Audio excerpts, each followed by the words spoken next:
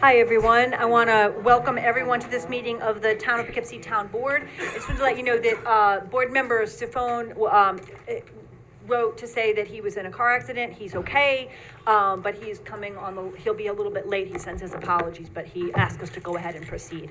So we will begin, he is okay. So we will begin with a salute to the flag. I pledge allegiance to the flag of the United States of America and to the republic for which it stands, one nation, under God, indivisible, with liberty and justice for all. Okay, let's do a roll call, please. Okay, good evening, Bill Reuter. Hello, Barbara Laird, 2nd Ward. Ann Berger, 3rd Ward. Good evening, Ryan Sharp, 5th Ward. Ann Schurshin, 6th Ward. Felicia Salvatore, Town Clerk. Dave Gordon, Town Attorney.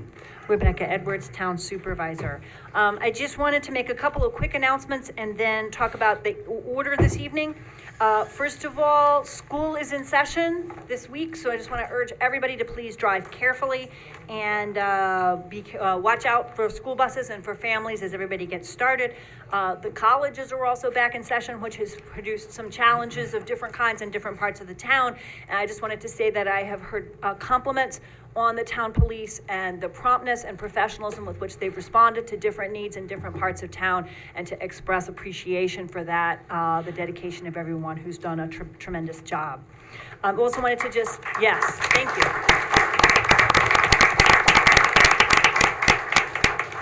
I would also like to say that the Recreation Department and Senior Center are beginning a new program. It's a memory cafe for people who may be dealing with issues of memory and their caregivers, and it's going to be the 2nd and 4th Wednesdays of each month from 3 to 4:30 p.m. Beginning on September 10th. So anyone who may be dealing with those challenges is welcome to attend. Check out the Rec Department's website and the Senior Center in order to find out about those programs. It's part of a continued expansion of Senior Center programs. Okay, what I'm going to do tonight is we have 2 public hearings, but we're going to take on up some important items of business first, and I'm going to ask that we move to suspend the rules to consider any public comment just on the appointment of our new 5 police officers. And then we will move on to the public hearings, and then we'll move to the rest of the agenda, okay? So I move that we suspend the rules for the consideration for any public comment on items 1 through 5. Second. All those in favor? Aye. Any opposed? All right, the resolution passes 6-0. So we move to any public comment. Great. Okay, then I move that we return to the regular rules. Second. All those in favor? Aye. Okay, 6-0. All right, then we move to item number 1. Be resolved, Town of Poughkeepsie, Town Board of Town of Poughkeepsie does hereby appoint Jenna Galasso to the position of full-time police officer under the provisions of civil service law, starting yearly salary of $64,157.54, effective September 8th, 2025.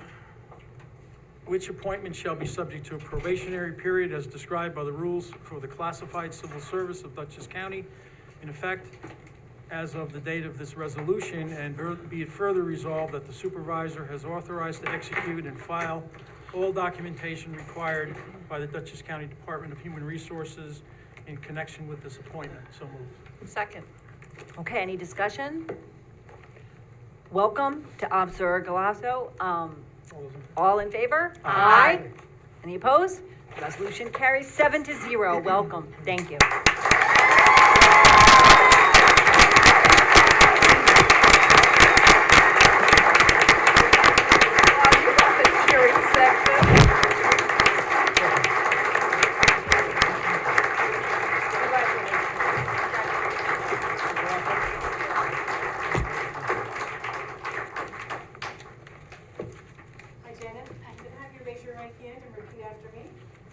And I state your name. I, Jenna Galasso, Do solemnly swear do solemnly swear that I will support the Constitution of the United States that I will support the Constitution of the United States and the Constitution of the State of New York, and the Constitution of the State of New York, and that I will faithfully discharge and that I will faithfully discharge the duties of the duties of police officer for the town of Poughkeepsie. police officer for the town of Poughkeepsie. Congratulations.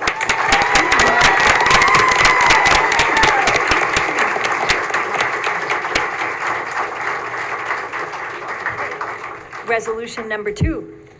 Be it resolved that the Town Board of the Town of Poughkeepsie does hereby appoint James Reza to the position of full-time police officer under the provisions of civil service law at the starting yearly salary of $64,157.54 effective September 8th, 2025, which appointment shall be subject to a probationary period as described by the rules for the classified civil service of Dutchess County in effect as of the date of this resolution. And be it further resolved that the supervisor is authorized to execute and file all documentation required by the Dutchess County Department of Human Resources in connection with this appointment. So moved. Second. All right, all those in favor? Aye. Any opposed? The resolution carries 7-0. Congratulations.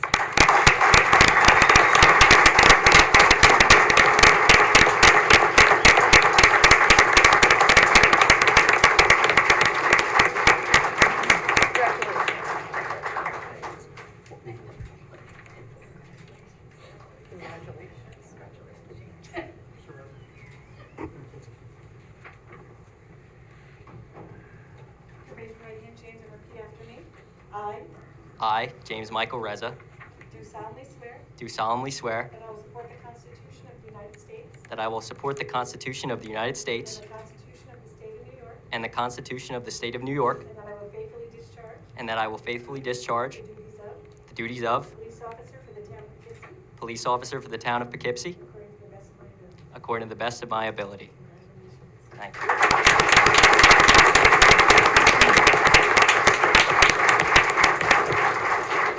I believe Officer Reza is a Marist grad who's returning to Poughkeepsie because he loves it so much, which is just awesome. All right. Okay, resolution number 3. Resolution 3, be it resolved that the Town Board of the Town of Poughkeepsie does hereby appoint Keith Donacci to the position of full-time police officer under the provisions of civil service law at the starting yearly salary of $64,157.54 effective September 8th, 2025, which appointment shall be subject to a probationary period as described by the rules for the classified civil service of Dutchess County in effect as of the date of this resolution. And be it further resolved that the supervisor is authorized to execute and file all documentation required by the Dutchess County Department of Human Resources in connection with this appointment. So moved. Second. All right, any discussion? All those in favor? Aye. Any opposed? The resolution carries 7-0. Congratulations.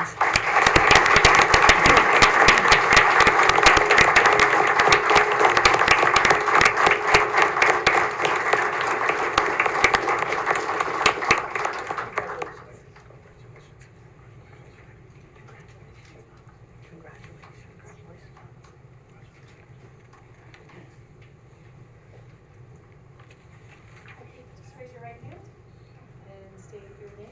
I, Keith James Donachie, Do solemnly swear do solemnly swear that I will support the Constitution of the United States that I will support the Constitution of the United States and the Constitution of the State of New York, and the Constitution of the State of New York, and I will faithfully discharge and I will faithfully discharge the duties of the duties of Town of Poughkeepsie Police Officer Town of Poughkeepsie Police Officer to the best of my ability. to the best of my ability. Thank you.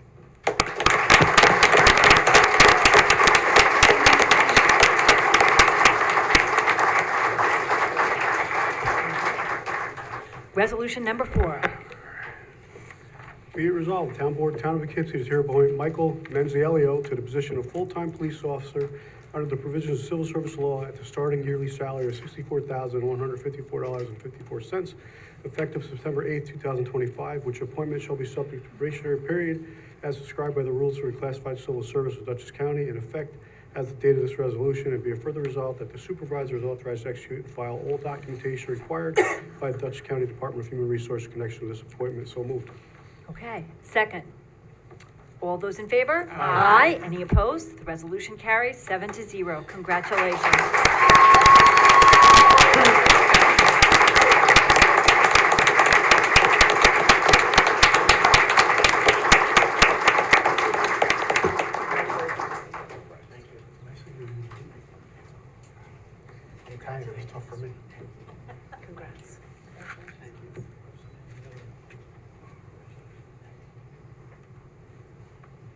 right hand, Michael, and state your name. I, Michael Manzuolo, Do solemnly swear do solemnly swear that I will support the Constitution of the United States that I will support the Constitution of the United States and the Constitution of the State of New York, and the Constitution of the State of New York, and I will faithfully discharge and I will faithfully discharge the duties of the duties of police officer for the town of Poughkeepsie police officer for the town of Poughkeepsie according to the best of my ability.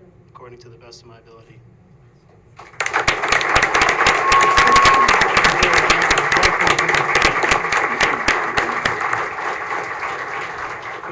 I believe Officer Manzuelo is a town resident also, which is terrific.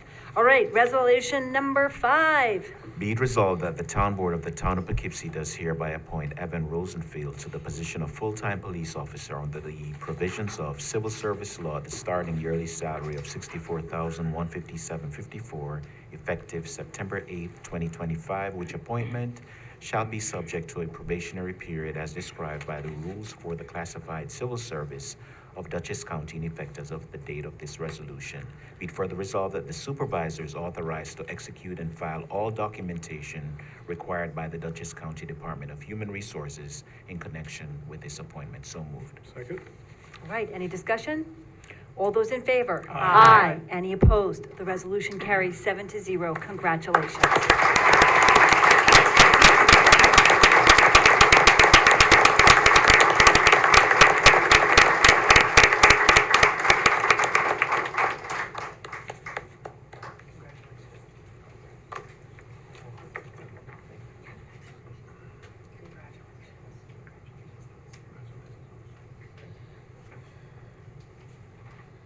Next, please state your name. I, Evan Rosenfield, Do solemnly swear do solemnly swear that I will support the Constitution of the United States that I will support the Constitution of the United States and the Constitution of the State of New York, and the Constitution of the State of New York, and I will faithfully discharge and I will faithfully discharge the duties of the duties of police officer for the town of Poughkeepsie. police officer for the town of Poughkeepsie.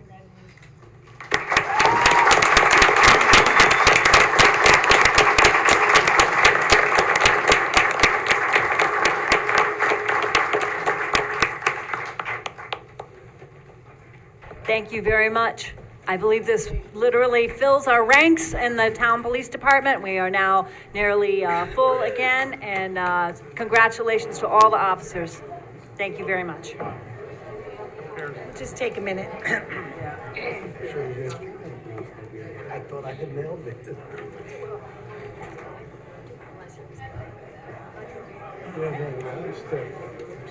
Yeah, well, it's gonna be that way, right, for a little while? I thought that was that training.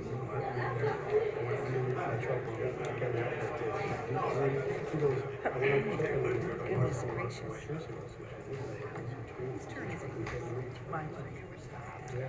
Yep. When we get to it. Yeah, My this is son what was our in property. music.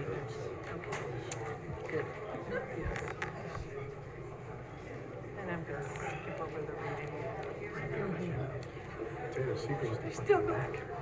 on the first floor. I called Mike to see if there was a line down there if I want to leave tonight, but he said no.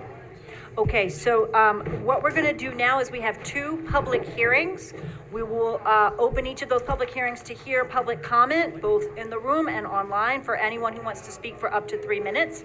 And then after that, I will open public comment for the rest of the agenda, which is item number 8 onward. If you did not get an agenda, there's a table out front. When the crowd clears a little bit, there's room to grab yourself an agenda if you would like one. But items number 6 and 7 now are going to be our public hearings. So I believe, Ann Shershin, that you're beginning with the first public hearing as soon as things maybe get a little quieter. Bill, we'll settle in a bit. Nothing, I was just making a joke. Oh, okay. Hands up. No, I don't know what's happening.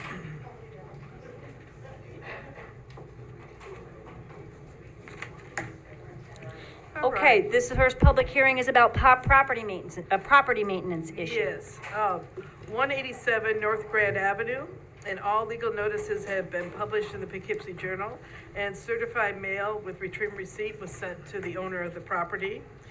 And we have a report from the zoning administrator, and it's been determined that the town, either by the town highway department or a town contractor, shall remove all yard waste, fallen tree limbs, and shall cut and continue to cut the grass to a height not to exceed 12 inches, and continue maintenance hereafter if the premises can choose not to be maintained.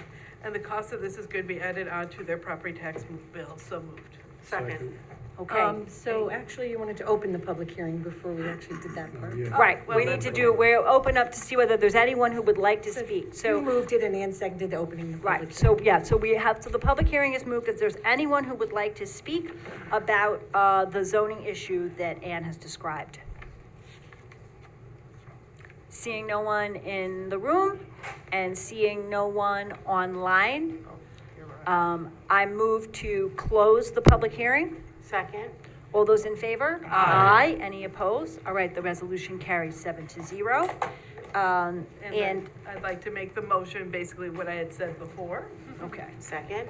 All right, so this is a motion that, the town will remove the garden waste and other issues, and take care of the property and then, add it to the property tax bill. Okay, all those in favor? Aye. Any opposed? All right, the resolution carries 7-0.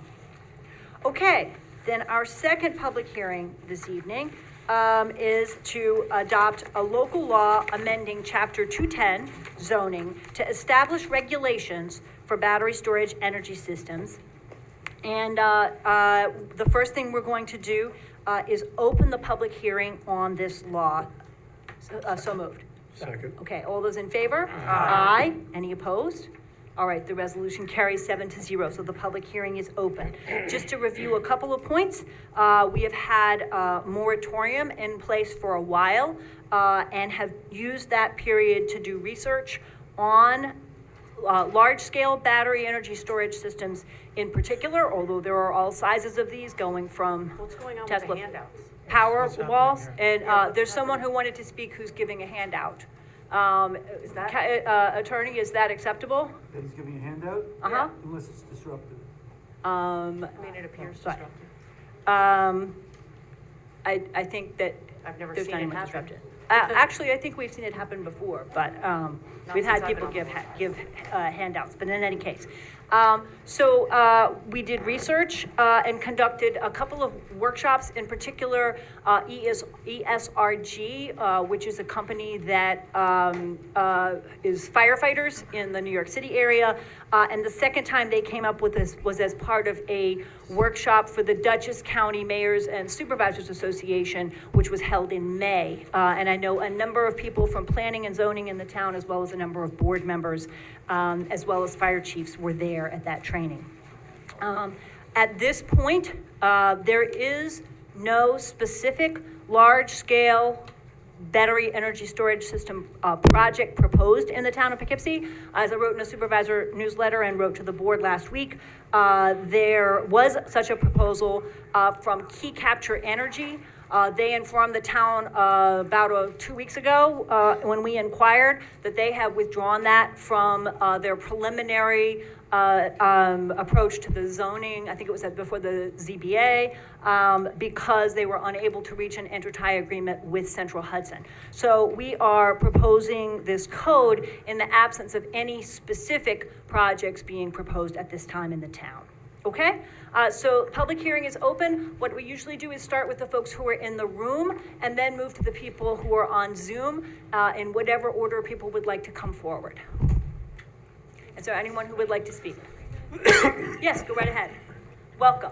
And you have up to 3 minutes to speak. You're welcome to, you're not required to, but you're welcome to let us know who you are and where you live. You could write your name down or speak it. Sure. My name is Ara Mori. I'm from town of Poughkeepsie, Channingville Road, Ward 1. And I just have a couple of thoughts on this. I was on, when you came in the last time with it, but I'm just concerned, reading a lot about it and these types of lithium batteries. There's so many households that are getting on fire because, a small lithium battery, created a lot of damage. But I just wondered, based on what I'm reading, if a firefighter does have to go and battle the fire, they are required to wear hazmat because of the toxic fumes that come through. And my second thing is if that is the case, and if there is some type of an emergency, some type of an event, who would be responsible for that? Would that be the landlord? Would that be the battery people? Would it be the town of Poughkeepsie? Because, toxic fumes do spread. And I just don't know if that's a safe thing for us right now, if there's not any type of, is there any plan to put these out? Because I know sometimes a heavy duty amount of water, you have to keep flushing it, keep flushing it, keep flushing it, and sometimes it doesn't extinguish for days. So I just want to, and that's just one battery. So I just want to know if there's any other plans in place that's going to protect the residents of the town of Poughkeepsie. So I think because we're gonna have a lot of public comment, the best thing for us to do is take notes on comment and not try to answer or get into conversation now. But know I'm you taking wouldn't. notes of that, I know you would. okay? I just want to bring it to your attention. Did you Great. get everything that? Right. And people can take the time if they want to read over what's proposed in the code as well. Okay, So, thank you. okay, thank you very much. Okay, welcome. Hi, how are you? And if anybody wanted to submit written comments to me, they could always email them as well, and I would add those to the record. Hi, Excuse me. Laura Carrero from 17 Ireland Drive, Ward 3. So I realize that now the battery being on 55 is not necessarily in play, and we're just discussing potential. That's right. Okay. There's no proposal before the town at this time. Okay, so just in the limited research that we've done, of course, there's concerns of fire risk, explosion. Lithium battery stations often go on fire. There's been many of them. And I understand that you can't use water to put them out. And so often what they do is let the fire smolder, just continuing to pour the toxins into the air. And I can't imagine that anybody would really be okay with looking at your loved ones and accepting that they're breathing that in. It doesn't sound very green, quite frankly, and I think we're just kind of rushing to fill the quota that Hochul has to fill. When we're considering now, nobody seems to be really considering the future and how this is going to turn out. So when these fires take place and people are breathing in these fumes, is the town going to want to pay out for all the medical issues that are going to happen? No. You're just trying to fill the quota now, but we're going to make people sick, and the town is going to be on the hook for it. It's just the long and the short of it. That's just the way it goes. Sorry, I'm not ignoring you. I have notes that I've written down. And I actually think that's everything. All right. Thank you. Thank you very Thank much. you. Is there someone else in the room who'd like to speak? Yes, there's someone in the back. Oh, I just have some questions. go right ahead, and then we'll get the lady in the back. Thank you. Where was this posted, this hearing? Because I Sorry? couldn't find it anywhere. It's on our public hearing page, and it was in the Poughkeepsie Journal. That's where our I get the protocol is. Poughkeepsie Journal every day and I couldn't find it. Oh, well, it wasn't in today. What? It wasn't in the paper today. A month ago, right? 30 days? No, it'll usually say exactly when. I don't recall exactly. Did this topic come up once before? Yes. Yes. It was published in the Poughkeepsie Journal on my anniversary, August 18th, 2025. But did this topic come August up 8th. once before? Yes. It's been Right. up, this has been, So, A long time. Right, it was, the code was considered and the board put a moratorium in place, for research and revisions, and now it's come back, yes. And where exactly? Because I got this notice from somebody who got from somebody who got it from somebody else who got it from somebody else, because none of us actually saw it anywhere. And this says 189 Manchester Road. Yes, Anybody that was the original site. So there's two issues going on here tonight. One is to decide whether we're gonna allow these large-scale battery energy storage systems in the town. So we're gonna vote on that, whether we allow it in or not. That site in particular is next to a Central Hudson substation. There was a proposal to put one there, should we allow them, if we vote tonight to allow them. That proposal's been revoked, but that lot still remains next to that substation. So currently the proposal's been removed, but you bet your bottom dollar there'll be another proposal put there. There is no proposal at this moment, and Key Capture has withdrawn, so. Okay, this says the first That's- system is Right. planned for 189 Manchester Road. That is the There site that was That's what I- proposed. They just pulled are, that. Are there more planned? There Yes, are none, There will no- be once we vote, if we. I- there are none at this time, so, You have a better shot to win. right. the So, vote betting on this than the lotto. That's a I'm joint- I- concerned that I- maybe tomorrow there'll be one. I That's think a we ju- should hear everybody for 3 minutes, answer the questions as quickly as we can, and make sure everybody has their chance for their 3 minutes, all right? Okay. Thanks. Who owns that property? Vassar College owns that property. I believe Key Capture approached them about the possibility of a site there. But as I said, they have withdrawn and said they cannot reach an agreement with Central Hudson about an intertie, and have withdrawn. So there is no proposal at this time. And have you given consideration to how the residents will be affected by this massive project? I think that's a broader question that others have asked that we should save for the discussion period. Thank you. Okay. All right, thank you very much. We had someone in the back, ma'am? We'll get Welcome. to everybody. Board. I'm Shivani Radhakrishnan. I live on New Hackensack Road, Ward 6. And I just wanted to speak in favor of the batteries. I think partly I hear a lot of concerns about safety and clean air. That's something I'm concerned about too. And I think that batteries are also going to help us be less dependent on polluting plants like the one in Newburgh. I also think that batteries mean lower electric bills. My electric bills are going up every time I check, and there are consistent rate hikes, and I think batteries can help us keep our bills low. And I also care about the reliability of our power. I have an electric well pump, so when the power goes out in extreme weather, I don't have access to water. And I hope that batteries will help us have a more efficient, reliable grid. And so I just wanted to speak in favor of batteries and hope that we can put an end to this moratorium. Thank you. Thank you so much. Thank you. Thank you. And I saw some other hands. Who's next? Yes, welcome. Good evening. Good evening. I just learned that this property on Manchester Road belongs to Vassar College. It does. How come Vassar College isn't doing this on Vassar Farms? So there is no proposal before the town at this time. Right. We are voting tonight specifically on a set of regulations that would guide the planning board and the town in considering any future proposals that large-scale battery energy storage systems would bring. There's also a lot in here about the smaller scale ones that are already in people's homes, like Tesla Powerwalls and things like that. There's 4 tiers, so if you look at the law, you'll see that the town is creating 4 tiers with different regulations at each tier. The larger scale ones, we do not have any proposals at this time. So these laws, they're not in effect yet? That's what we're voting on tonight, Okay. is the code, a change in our town code that would regulate how the town would consider them. Okay. So one question I have, if there was a fire, is the property owner or is the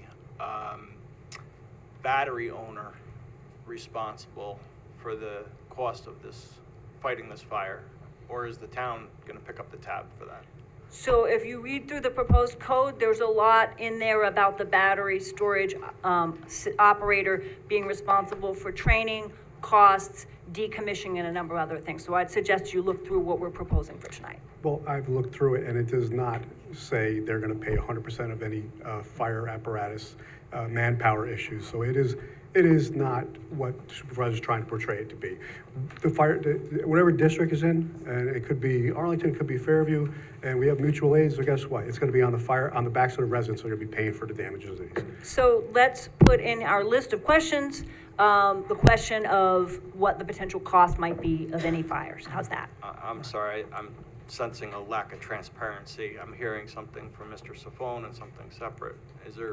This is the public comment period, and I would really love to hear everybody for 3 minutes. And then we're keeping a list of questions and issues that people are raising for the board to discuss, because I would rather us not get into the board discussion at a time when it's the public's turn to speak. The public hearing happens first, everybody speaks for 3 minutes, and then we keep a list of questions, and then the board will get a chance to deliberate. So if there's any questions you want to pose to us, you should add them. Okay. All right, I appreciate your time. Absolutely. Thank you. Is there anyone else? Yes, welcome.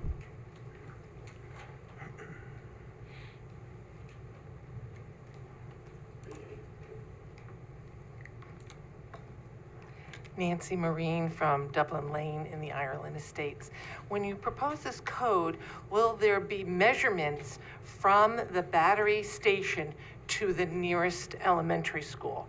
My concern is if it's burning, those are vulnerable children that may or may not be able to get out of the building. They'd have to be picked up by a bus, their parents. In the meantime, they are inhaling all of these fumes. Particularly concerned because my daughter is an educator in the Arthur S. May School. So are you going to propose that there's a distance from this battery storage to the most vulnerable of our population? Are you going to propose that there's a distance between this battery storage and a water runoff? The one on Manchester Road, which now you say is on hold, there are swamps and fields that run into the Wappingers Creek, which run furthermore and are going to affect all of our waterways. So if you pollute this area, it doesn't stay in this area. It's going to move. I live near Manchester Bridge. By the Page, the water is constantly flowing. Are you going to propose that there's an ordinance that so many feet, miles, distance has to be there? That's my concern. Additionally, are you going to propose, before you put this battery storage unit in, that our fire companies have the capability to get to these locations? That some of them are not on main, now the one on Manchester's on a main road, but if you set it far back enough, what are you going to go down the rail trail with a fire truck? Because there's no other access to the back end of that situation, that problem. I don't know about the other locations that you're thinking of.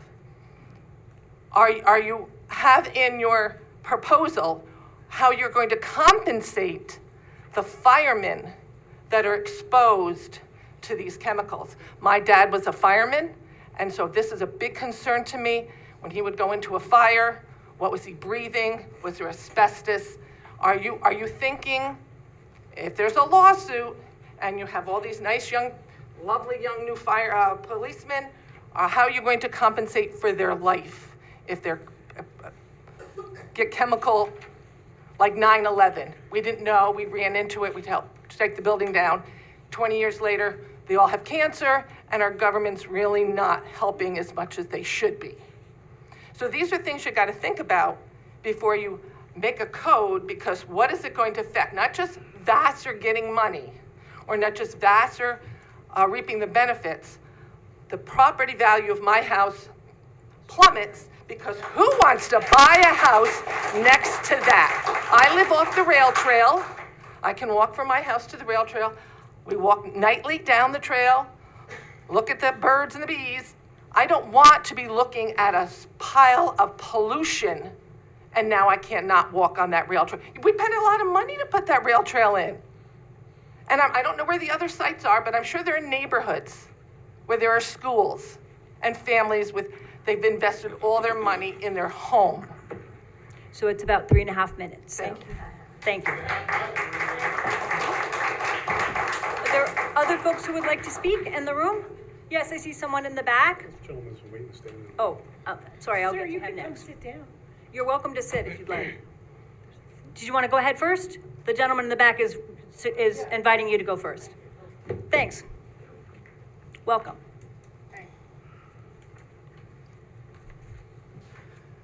I live in the city of Poughkeepsie, and I'm concerned about this proposal, or the proposal to be, I guess. Do you have could I get a hard copy of the proposal? Could I see the proposal? I Sure. haven't seen it. It was published online. We certainly have hard copies Hard here. copy. It's available.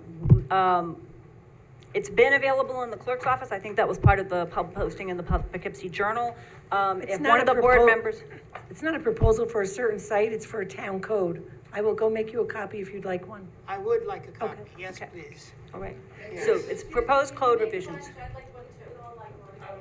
Oh, boy.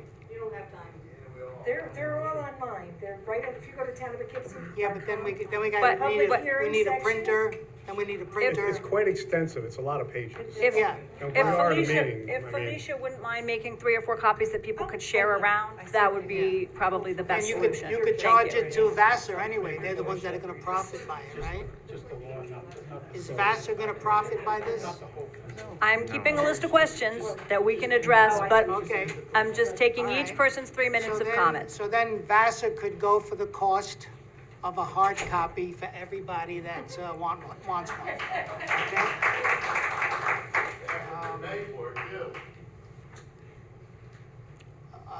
Another thing is why is the door locked to get into this building? Why did I have to walk up through an embankment to get to this meeting? Why Oh, wasn't you were it on the bottom, clearer? did you come in the bottom floor? Yeah, Yeah. yeah. I Why don't- wasn't it clearer to Right. all the participants here? Yeah, but thanks a lot. You know, Sir, are you saying he came in the bottom parking lot? yes. That's what you mean? Yeah, for security reasons, we usually open this door where everyone comes into the meeting room, so. But then they should announce it when they announce such a meeting, that there's, where the door is. My 22 years on this You board, should. I've never had a problem with Yeah. anybody coming in. Okay, I'm not so I want everybody to make Never had sure that that, issue, though. I want to make sure everybody gets their 3 minutes to speak, and then the board can speak afterwards, so. So if you take my name, could you mail me a copy of the proposal? Can I get a hard copy of the proposal? I believe that the town clerk is making several copies now and will provide you Just with give me a one. minute, so I don't miss anything, and then I'll grab it. Okay, and then I'm good, thank you. I could Okay. email it too if you'd like. Thank you very much. Anybody that would like it emailed, there's a sheet there that you can put your email on. Mhm. Or you could go to the website to public hearings, and everything is there. All right, thank you very much. Yes, the gentleman in the back, welcome. I'm gonna get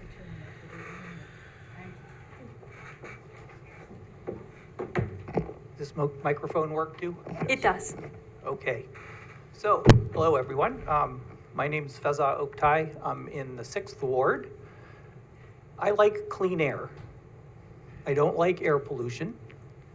I've driven only EVs for the past few years. Our lawnmowers and yard tools are all electric. I have a small battery backup that can power key appliances during a power outage.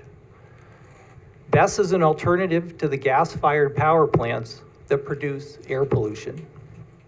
The more BESS we have, the less air pollution we have. There are already almost 50 utility-scale operation BESS projects in New York State, and according to NYSERDA's website, there are a total of over 6,000 operating in New York State. According to Clearview's website, Texas has 150 utility-scale BESS operations in operation. So this isn't new. If you want clean air, it just makes sense. Now that's me.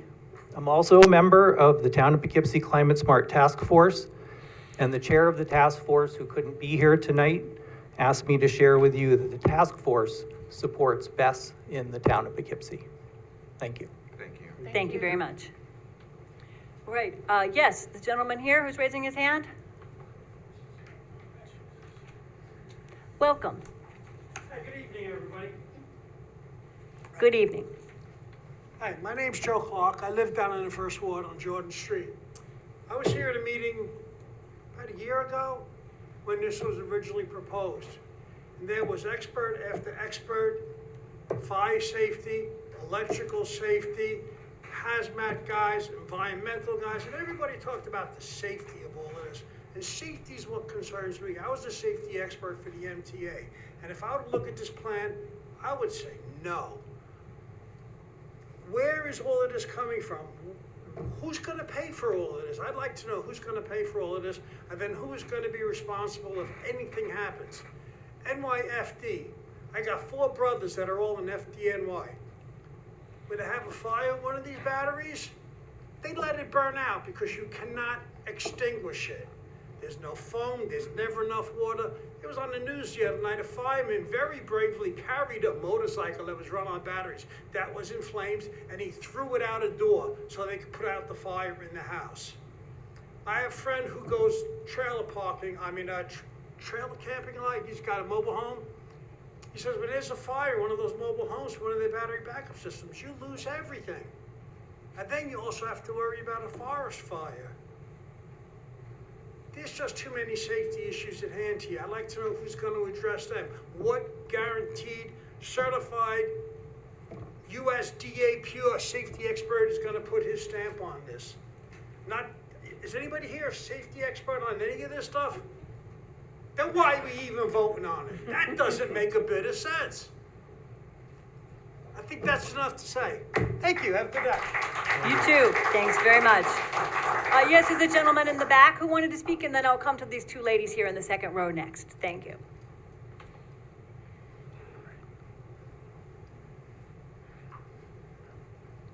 Welcome. Thank you. Good evening. Good evening. My name is James Gibbons. I'm 6th Ward resident in town of Poughkeepsie. I'm also a multiple-time cancer survivor due to chemical poisoning. I'm also a previous candidate, City of Poughkeepsie Council. I live right adjacent to Vassar College. I have quite a history of my own health problems due to chemicals, so of course that is a concern for me. Most of the people here have already addressed some of the concerns I had. Emergency control, was it going to be in-house from Vassar College, or was the demand going to be placed on the local fire departments and their staffing?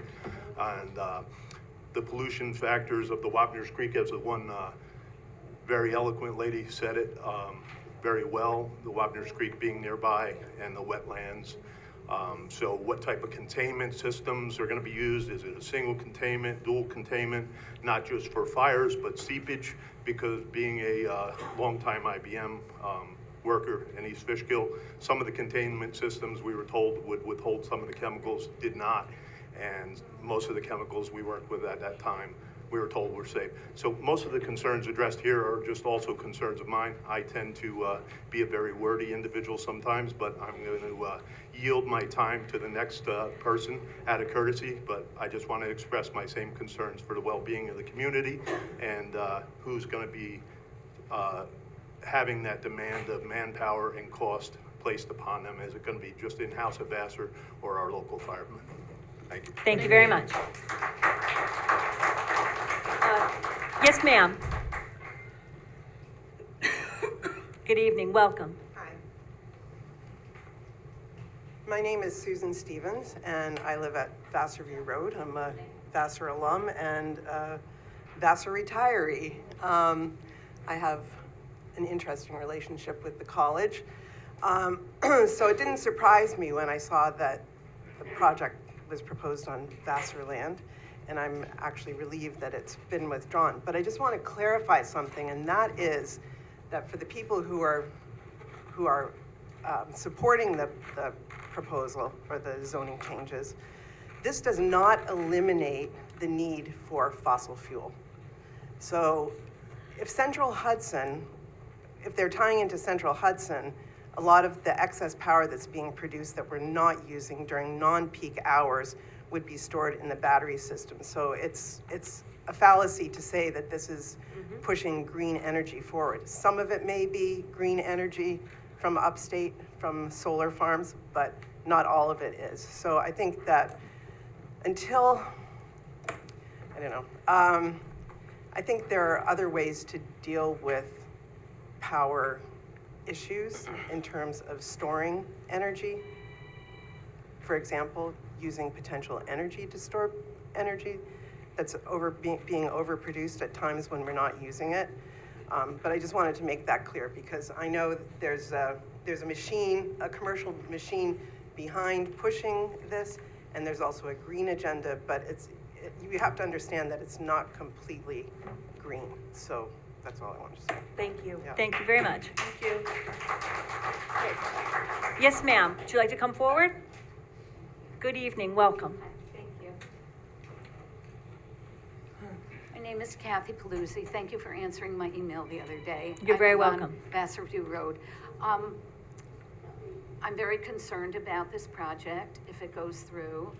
But one thing I just wanted to ask, and I'm not a mechanic, I know there was a car fire just late this afternoon on Vassar College property.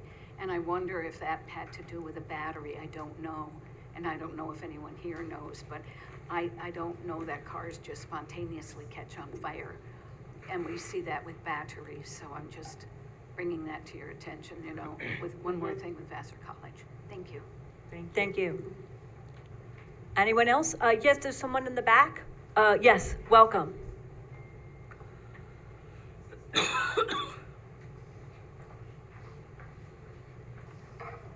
Hi, I'm Kirsten Minking. I live in Ward 6. I want to speak in favor of the battery energy storage systems. My electric bills have been going through the roof despite having solar panels on my roof, and I would like to see us be able to develop larger scale, utility scale solar and wind in this area because it's the cheapest form of electricity there is at this point, and batteries facilitate that. But I also want to address some of the things that I've been hearing in the back about the fire potential. So this is an op-ed written by Daniel Murray, who was the head of hazmat operations for the New York City Fire Department. And he says, during my time as head of hazmat operations for the New York City Fire Department, I learned that New Yorkers expect one thing above all else, to know their safety is never compromised. That principle guided every decision I made at the FDNY, and it should continue to guide how we evaluate new technologies today. New York's recently adopted fire code updates for battery energy storage systems, BESS, do exactly that. These standards are among the strongest in the country, built on years of safety testing, collaboration, and the expertise of experienced fire professionals. They prove that when it comes to public safety, New York doesn't cut corners. Battery energy storage systems are becoming a vital part of our nation's energy infrastructure. They help stabilize the grid, reduce costs, and keep the lights on during periods of high demand. Like any technology, they must be held to the highest safety standards, and in New York, they are. Even in the rare event of a fire, battery energy storage systems are designed with layers of safeguards to keep it contained. New York's fire code requires each battery unit to be housed in its own compartment, preventing flames from spreading. Before these systems are ever installed, the code requires manufacturers to subject them to extensive fire testing. If an incident occurs, the system is automatically taken offline, trained firefighters respond, and independent experts are brought in to investigate the cause and assess impacts. To date, no battery energy storage fire in New York has ever spread beyond a facility's perimeter, nor has one caused injury or environmental harm to the surrounding air, soil, or water. That record is not chance. It reflects rigorous codes, continuous monitoring, and proactive training. Modern systems go even further. Today's projects in New York are purpose-built with safety designed into every corner of the system. These projects are monitored 24/7, 365, with sophisticated detection systems that automatically turn components off if they are malfunctioning. This also allows operators to turn portions of the system or the entire system off if something isn't operating correctly. So I'm mindful of the fact that we only have 3 minutes. But You're at about 2 minutes and 53 seconds. Okay, I'm gonna give the rest of this op-ed to you so that you can read through this, but I want to stress again that this was the director of hazmat operations for the New York City Fire Department, and I would trust his judgment that these systems are now safe. Thank you very much. Thank you so much.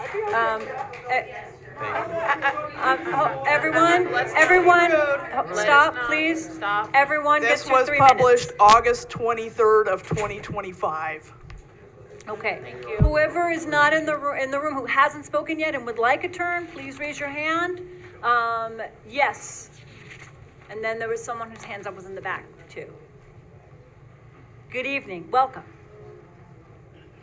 Good evening. My name's Jim Challey, and as many of you know, for about 10 years, I was the chair of the town's zoning board of appeals. And I can tell you from personal experience that one of the most difficult tasks that we had as a zoning board, and I know people on the planning board have, is to deal with a new technology that has a lot of unknowns. We struggled through this with roof-mounted solar panels, for example. It's much better. And finally, New York State rescued us on that one because they impaneled a group of professional engineers and came up with a code that we could use. I think we're facing the similar situation here. We're going into a new technology without a lot of personal information. And so we've got to either rely on rumors and secondhand reports, or we have to turn to people that really know the technology. So I would urge you to adopt this, this new zoning amendment, this new chapter in the zoning code, because it's a start. Excuse me, it's crafted by people who know what they're doing. And it serves as a kind of guideline for people like me on zoning boards and planning boards. I also remind you that, like every other part of our zoning code, it's amendable. We can craft it in ways to suit our particular circumstances. We can do that at any time in response to things that we discover as we go along. So I think the prudent way to go forward here is to have on the books some kind of guidelines, and then work with those and make them as strict or as loose or suited to large systems, small systems, whatever we find as we go along. But let's start from a position that's going to cover us at least in the short term, and then let's learn as we go. Thank you. Thank you very much. Yes, I believe there was a gentleman in the back who had a hand up. Yes, thank you.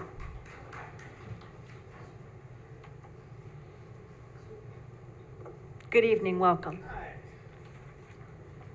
Hello, Mark Murray, Ward 2. Hello again, you know me. Back here, been part of this conversation for the past year and a half, and a number of the points that are coming up, we've talked through in the past. Just to encourage you all to remember the previous conversations that we've had. I can understand for my neighbors in the room who maybe are coming to this today for the first time or haven't had a lot of time to look into this and learn about it, that it can be scary. There's something new. There are a lot of concerns. We've been in dialogue about this for a long time, and when it comes to the safety and the rigorous testing that these facilities have been put through, if you remember back in the June training, I don't know, a number of you were there. There was the presentation by Paul Rogers, who was the former New York City fire lieutenant who had been put in charge of rigorously testing these technologies, and relayed that the regulations from New York are the strongest in the country, and that even California is looking to New York's regulations to inform the amount of battery energy storage that they're building there. This is not out of the blue. This has been checked and checked again. The new regulations for systems that are being stood up are the best that they've ever been.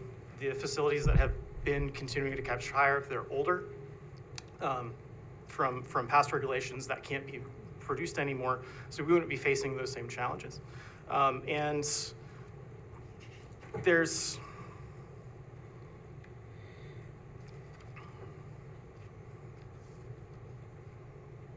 sorry, I get nervous. There's a lot of thought that has gone into this, and benefits to the community have been demonstrated, and just encourage you all to remember the long line of discourse that we've had about this already. Thank you very much. Thank you. There are other folks in the room? Yes, yes, and then the other gentleman here in the blue shirt next. Hi, thank you. Hi, welcome. Hi. I'm Mike Roth. I live in the 6th ward in Poughkeepsie. I'm a new resident. I model energy systems for a living. And before moving to Poughkeepsie, I worked at the U.S. Department of Energy, modeling the reliability of water and energy systems. And so I have a PhD in engineering and public policy. And I understand the concern for safety in the town.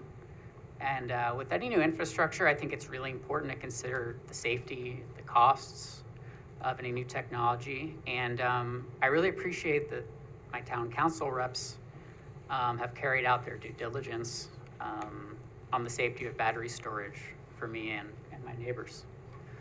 There are 3 points I just wanted to share regarding battery energy storage.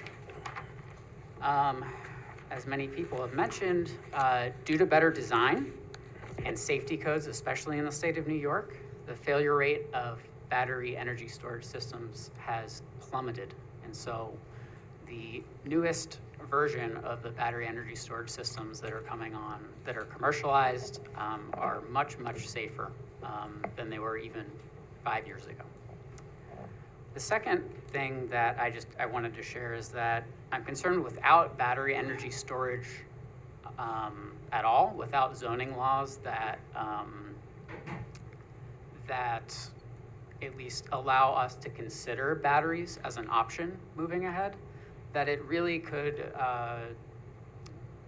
prevent our community in the future from addressing a strategy to address high electricity prices. So they're going up quickly. Batteries are a way to address that. And the third, and I'm also happy to answer any questions to anyone that's chatting after. Sincerely, I am. And third, I'm also concerned that into the future, I look at energy systems into 2030, 40, 50, that electricity outages could become more frequent as electricity demand grows. And battery technologies like the ones in the code you wrote can help us address the speed in which electricity is restored in the event of an outage. So I wanted to thank you for drafting code and considering it. I would strongly urge you to, in my opinion, I think it's a great thing to adopt and have as a living document that can be law that can be adjusted over time as needed. But I really think that it's safe and it's overall for the energy system. The presence of batteries can really lower the risk of outages and our prices. So thank you. Thank you. Thank you very much. All right, yes, the gentleman in the blue shirt. Good evening, welcome. Hi, I'm Pat Gleason. I live in the 4th Ward. My issue somewhat is more with the town itself. With when you create a regulation or a code, to me is that the town itself is giving up its authority because you just made a code that gives part of it up. In other words, does the town have a code if I want to build a chemical plant? Probably not. So you would basically go after me and have all types of questions and everything else. But if there was a code in the town that allowed me to do it, you would have to follow your own code to follow it. And what I'm saying in your proposal, yes, I believe we should regulate in someone's house, because that comes under electrical with the battery issue. But I think there should be a limit to how much the town creates a code to make something large. In other words, if Central Hudson wants to build a power station or like a transformer station, they just don't deal with the town. They have to deal with the PSC and everything else. So I think there's got to be an upper limit that the town would say, all right, we'll handle it up to here with the regulations, but if anything else comes to us, it should be done on a per project basis, that you're not hampered by your own code that allows it, if you understand what I mean. In other words, to me, the code is, you're giving up some of your authority. Where, like I said, if I wanted to build a chemical plant on 3 acres of my land, and there's no code in the town, if the code in the town allowed me to do it, you would have a tough time to stop me from doing it, because I would say, well, you guys let me do it. And I think this is somewhat the case, is that I think the town should find a limit and just say, listen, once it gets to this size, it has to be individually thought of by the town itself, not by the regulation that we are making up for it. And I think at some point with something like this, it shouldn't be just the town. It should be Dutchess County, New York State, PSC, when you're dealing something like the battery issue. I just feel it shouldn't be the towns only say in it. I think it should be more of a, once you hit a certain size, if Central Hudson wanted to build a power plant, it goes in front of not just the town itself, but it goes in front of the state, it goes in front of everything else. I think this issue should be something that isn't just town regulated, you know, that we allow it as much as you don't say no, but you're not gonna make a regulation that allows it either type thing. Just, to me, you're giving up your say in the matter by giving your own regulation to do it. So. All right, thank you very much. Okay. There's a lady in the front here. Would you like to go next? And then the gentleman in the back. Thank you for the compliment, Billy. All right. Good evening. I'm Terry Welcome. Sheehan from the 5th Ward. By the way, Ryan, it's the first time I'm meeting you. Nice to meet you, I think. I'm Terry Sheehan from Poughkeepsie. I'm sitting here hearing a lot. Over the last 2 weeks or so, made phone calls, emails, whatever regarding this.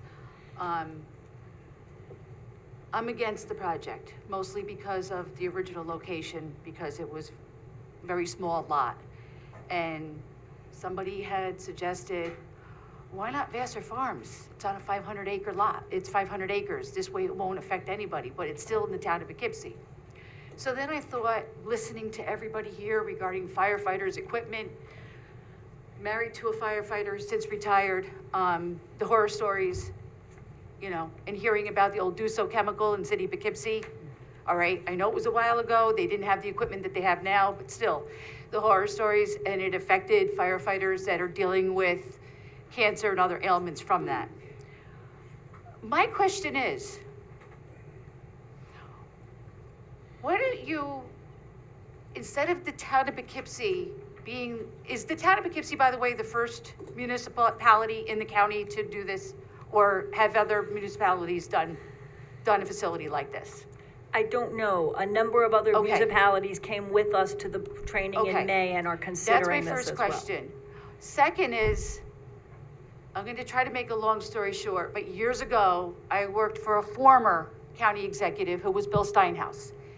When he was in office, if anybody remembers this, which you probably do, remember the whole thing about the smoking ban? Okay, there were public hearings on that, the phone calls, because I was the front woman, I was getting phone calls pro, against. And I remember hearing in the background them saying, why doesn't the state take a hand on this instead of a county? There's how many counties in the state? Why does each, like, if we ban it, people are gonna go over to Ulster, or people are gonna go up to Columbia, go out to eat and have a cigarette. Why does it have to be individual counties? Why can't the state just make a decision on this instead of individual counties? So my question is to you, why does it have to be town of Poughkeepsie that makes this statement? Why can't you hand it to the county and say, county, you have large parcels of property. And the reason why I know that is because one of our legislators in the county has been doing a small doge and doing an inventory of all county properties, okay, that they own. Why don't you ask one of your county legislators to maybe propose it on a piece of county property if you want it in Dutchess County so bad? Why does it have to be in the town of Poughkeepsie? It's like having a landfill. Do you really want a landfill in your backyard? Do you really want a state-owned homeowner? Like, I live right off of Sharon Drive. We have 3 state houses within a walking distance of my house. We have the old McDivitt property off of South Randolph. We have another one on Morehouse Road in City of Poughkeepsie, and we have another one on my way to Spratt Park. 3 state-owned homes within a half a mile. why don't we ask the county to do this instead of having the town of Poughkeepsie do this? So, you're at 3.5 minutes now, Okay, so, okay. that's it. All right, Thank thanks. you. If I could venture a factual answer to just ask the town attorney, I don't actually believe that the county could adopt this. I believe municipalities have the power to decide yes or no. But I don't want to start a debate. If I'm wrong, just tell me I'm wrong, and then we'll talk about it later. Okay, we'll talk about it later. All right. Sorry about that. Welcome. Thanks for being here.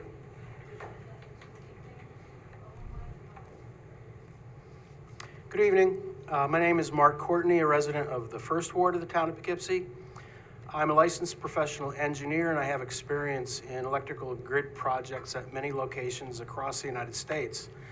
And I was proud to have served our community for many years as the chair of the engineering program at Dutchess Community College.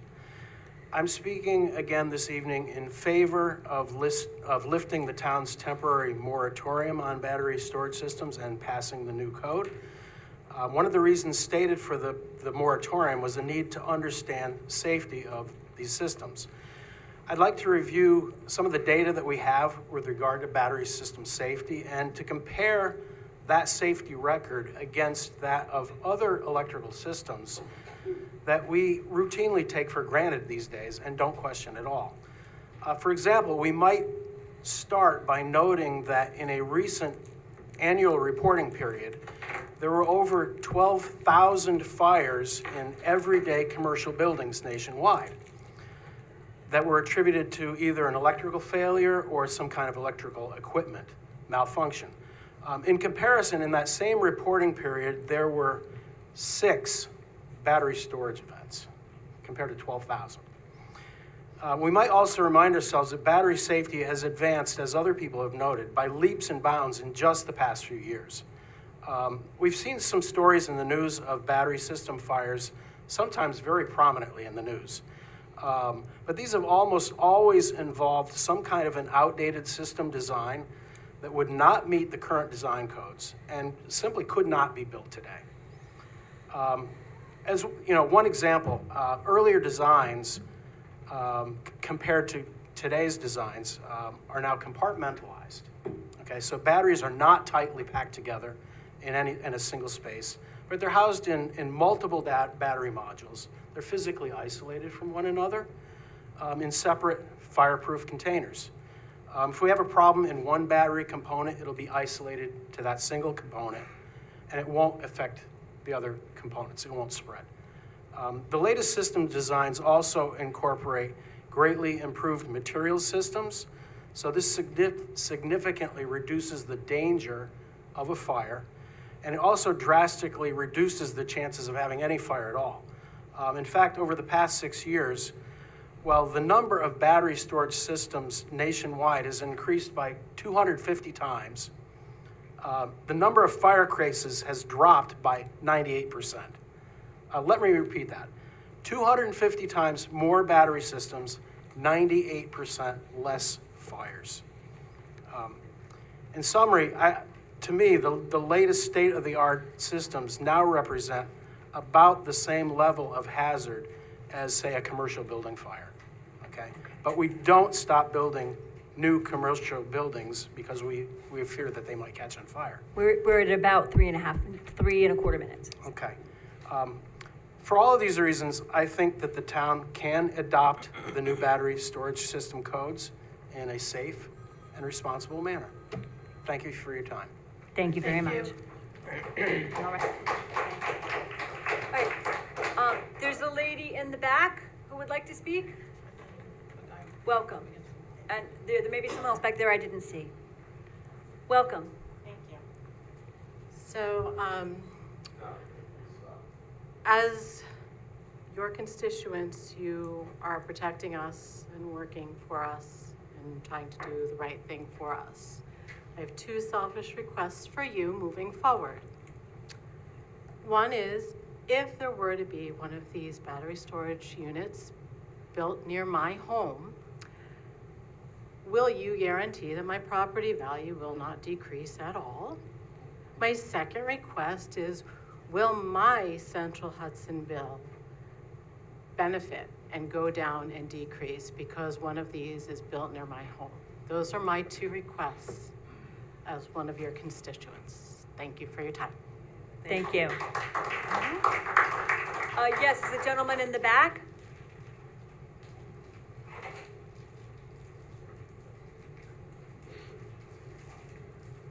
Good evening, welcome. Hi, thank you. First time here, I believe. Brian Childs, Ireland. I've been here a resident for about 25 years or so.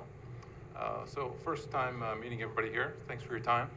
I admit I'm not coming here really prepared. I haven't read anything before, just listening to the commentary so far.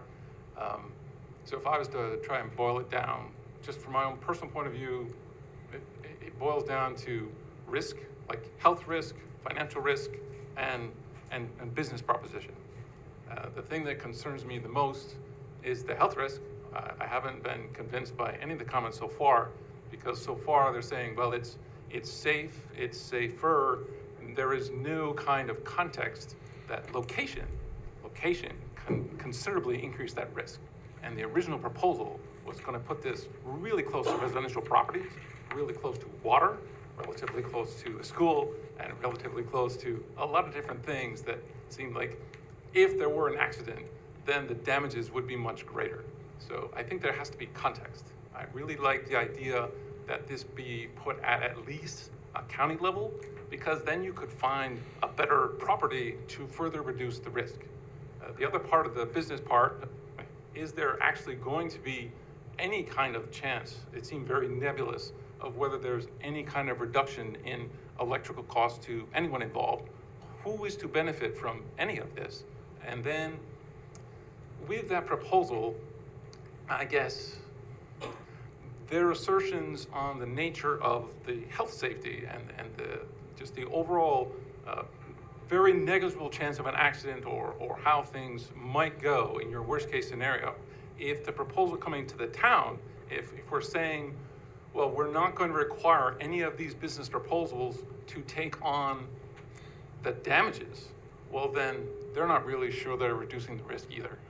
So I would like to propose that we do take it to a county level, and I would like to see if there's some kind of change to the proposal of anybody who wants to come in for that kind of transaction. They say they're going to pay for the risk. If they're going to say it's not healthy, they're going to put a safe location, then they have to assert that they're going to pay for any of the damages of an accident. And then we will trust them more. Thank you very much. All right. Is there anyone else here in the room who wanted to speak? Oh, ma'am, I think did you speak already? Sorry. Yes, and I'm afraid if we give everybody multiple times, we might be here a very long time. So the rule is usually once. So, yes. Okay, all right. If you prefer it that way, then I can accept that. Okay. I have to say, I am the wife of a retired firefighter, and this whole thing scares the daylights out of me. My husband has been called in to the city of Poughkeepsie on a second alarm fires involving chemicals. He has had his eyebrows singed off. He brought a dead baby out of a burning fire. This thing scares me to death. And there's an article on the EPA's website that in California, just this past January, 8 months ago, one of these systems caught fire and 1,200 people had to be evacuated. I'm too old to be evacuated like that. It scares me. And there was a couple of years ago, there was a fire of all lithium-ion batteries on a cargo ship in New Jersey, and it took them 3 weeks to get that fire out, and 2 firefighters died. So as the wife of a retired firefighter, it scares the hell out of me. That's all I have to say. Thank you very much. Is there anyone else who hasn't spoken yet who's in the room who would like to take 3 minutes? And then I'll move to people online. Yes. Good evening. Welcome. Good evening. My name is Larry Sheehan. 40-year resident business owner here in the town of Poughkeepsie. And in the 40 years that I've been here, I've never experienced a brownout or any kind of failure of the grid other than when the snow flies or a tree comes down. So this battery storage facility is not going to help our grid maintain power. It's not going to power up the well pump of the young lady when that tree limb comes down and takes down a bunch of wires. My understanding is that this is not a energy generating facility. It's a battery storage where they buy power on the cheap during the non-peak times, and they sell it back to the grid when the power is at high demand and they get more money for it. So the way I look at it, these facilities these companies that are putting these facilities in are there for the money grab. It's not going to lower our rates at all. It's not going to help the town of Poughkeepsie residents as far as keeping the grid reliable, which I think our grid is very reliable, and it's not going to keep the tree limbs from falling and taking down the wires. I think the town board really needs to look at more along the health lines of these facilities if something has happened. Now, we've heard from a lot of people saying that technology has come a long way. Airplanes still fall out of the sky. So we have to keep that in mind. It will happen. It will happen. Many towns and many communities around us have eliminated or not even discussed anymore this battery storage facility for good reason. And I don't think the town of Poughkeepsie should be the leader in this battery storage facility when our grid is of such good quality and expose the residents of the town of Poughkeepsie to these dangers. So I ask one question of you, Rebecca Edwards. What is the advantage that the town of Poughkeepsie residents have by putting this storage facility in? The power rates aren't going to go down. Our grid is going to be just as reliable. The lady's well pump is going to stop running when the tree limb comes down and takes off her wire off her house. So what advantage do us, the people who live in the town of Poughkeepsie, have by having this facility in our town? That's the question I pose to you. Thank you. Thank you. Thank you. Is there anyone else in the room who'd like to speak for 3 minutes? I don't want to miss anybody. I'm going to move to yep, I had 2 more hands here in the room, and then there's 3 people online. So, good evening, welcome. Hello, my name is Emily Watson, and I'm in Ward 4. I own a 25-acre farm in Poughkeepsie. I'm a small business owner, and I am in favor of being allowed to have battery storage on my property so that I can escape the being beholden to Central Hudson and their ability to control the rate of my electricity. And I don't really want to be told that I can't do that as a small business owner because I feel that it should be my right to do so, to be able to control my business and the future for my family.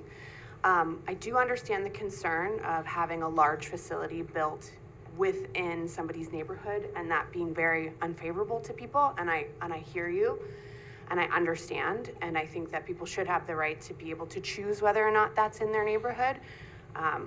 I'm on a very nice big piece of property, and there's 300 acres around me that are vacant, that nobody would come in contact with this, and I worry that if we say no to everything just because we're afraid of one project, that we're stifling the opportunity of other people in our community to be able to provide for their families and to make the best decisions for their business. And so I just wanted to put it on the record that I would like the ability to try to do this and to have some control over my own life and over my family's choices. So thank you very much. Thank you. Thank you. All right, there was someone else who had a hand here. Oh, yes. Good evening, welcome. Can I give you guys pieces of paper? Pass them around. You can just give them to me and I'll pass them down. They'll get to the board. The audience already has these, I think. What do you mean? You think you walked around and handed them out? Okay. Jeff Seidman, Boardman Road, Ward 6. That's it. The pieces of paper I handed out, and audience can see them too, these are screenshots of real-time electricity prices on the New York ISO. That's the wholesale market where Central Hudson buys electricity that they then deliver to us. So the first one, the one in the upper left that is green in color mostly, that's from this afternoon. And you can see that the price in the Hudson Valley for a megawatt of electricity was about $27, right? That's because electricity demand all over the state was pretty low, and so we were able to meet that demand mostly with low cost and pretty clean sources like hydropower and nuclear from upstate for most of that time. The one next to it on the right is from the afternoon of June 24th. That is the day we had that 100-degree heat wave, you probably remember, right? I didn't get a screenshot for the morning price early in the morning. It was a lot lower. I'm gonna guess maybe $50 early in the morning a megawatt. By 10:30, you can see that the price in the Hudson Valley was $120 a megawatt hour. By 3:40 p.m., you can see, as people's cranking up the ACs, that the price was $1,255 a megawatt hour.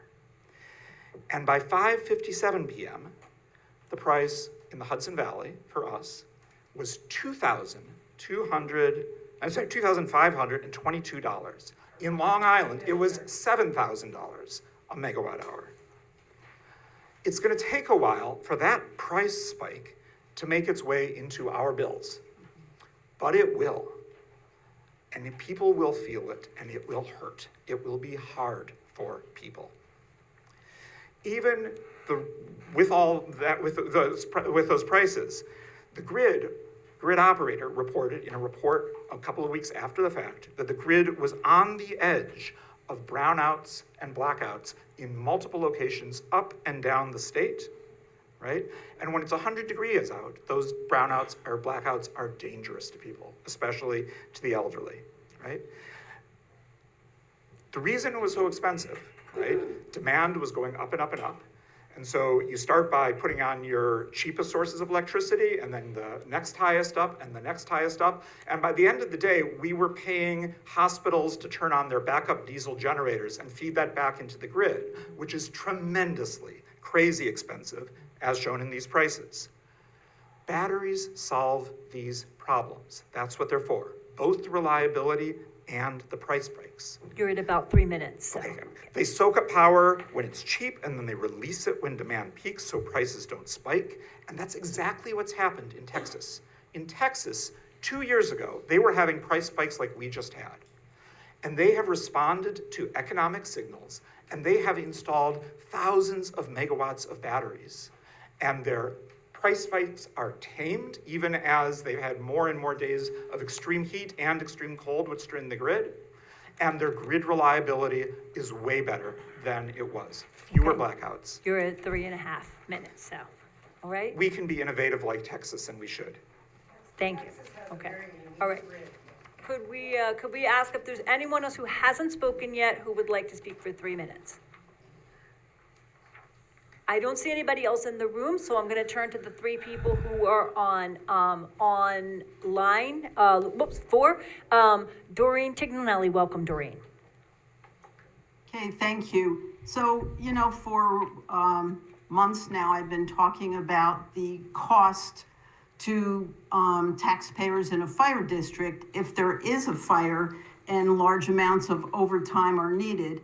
And Supervisor, I do thank you for sending me that email today, because I had been saying that it should be in the code that the owner should be required to pay for any overtime costs for firefighters. Now, you said you did some legal research and it's not possible for the town to write that into the code. I will do some investigation on that myself. But I think that if there is a fire and it's something that goes on for a long time, taxpayers in the district are going to have to pay for it. And the other thing is that you said in the email to me that as far as any specialized equipment that the district would need, that they would pay for that. However, the way the code is written, it says the planning board may require the owner to fund in whole or in part the purchase of any specialized equipment that the fire district deems necessary. Well, may is very different in legal talk than shall.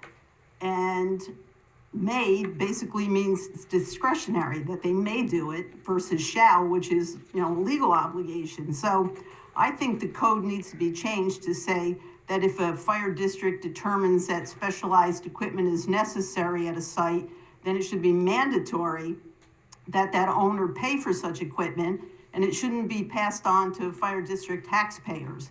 And it also says to fund in whole or in part. Well, I don't know why it would say in part. They should be required to fund in whole any specialized equipment that the fire district thinks they will need in order to fight one of these battery storage fires. And have a couple other things. Yeah, I also question, the safety of these. I'm not an expert on this, but I have concerns. Health issues could result from these fires.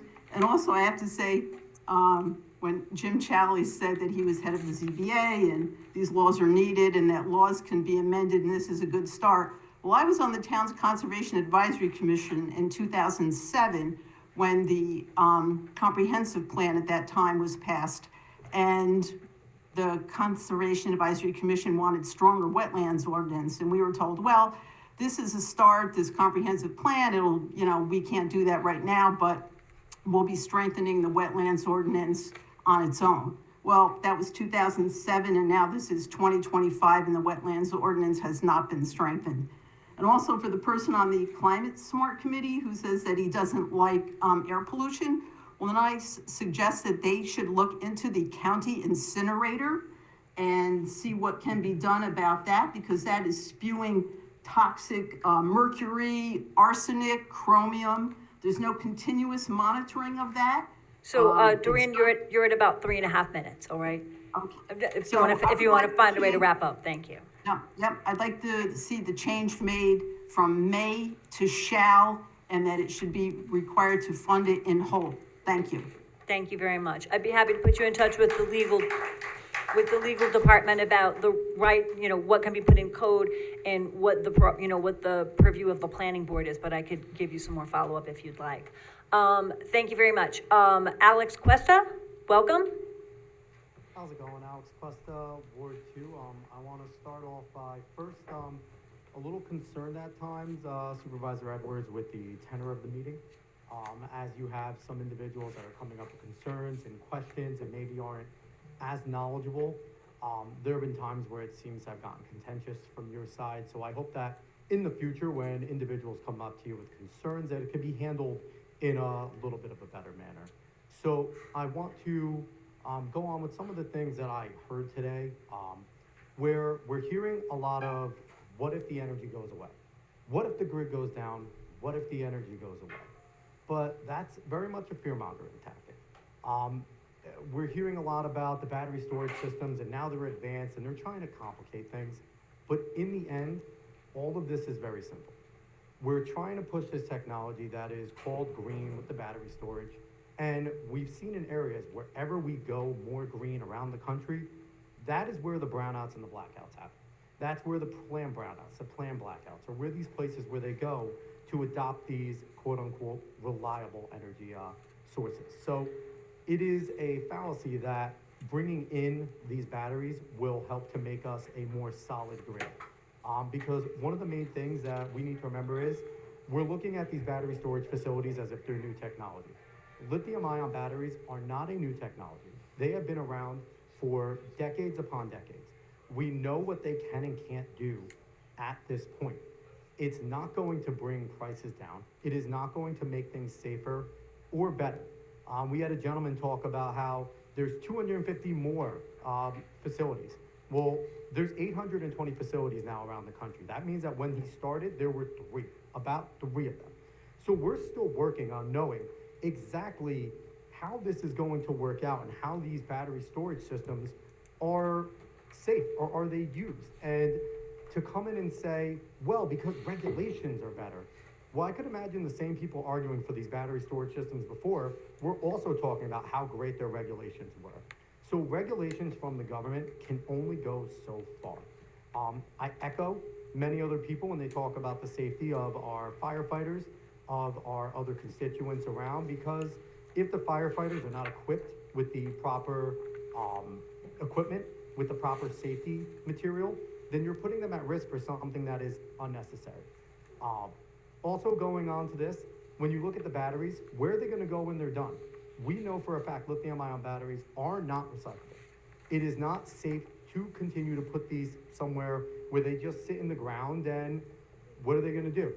So on top of that, just to close out, because I know I'm right near around 3 minutes, this is something that should not come to the town of Poughkeepsie.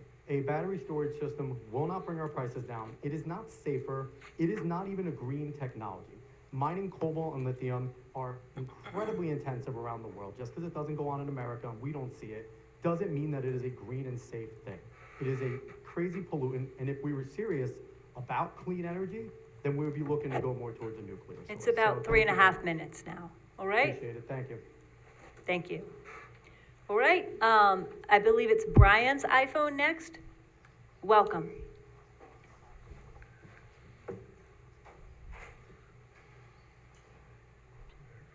Are you able to, Brian, are you able to unmute yourself?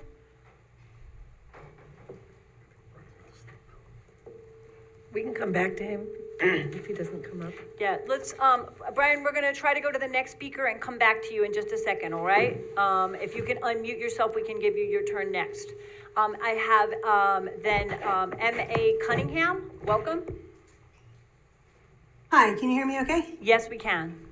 Great, thank you. I would like to speak in favor of this new law, which is regulating battery storage systems in general. It's not about a particular project, but it's about allowing people to implement new opportunities for their small businesses, the other person was saying.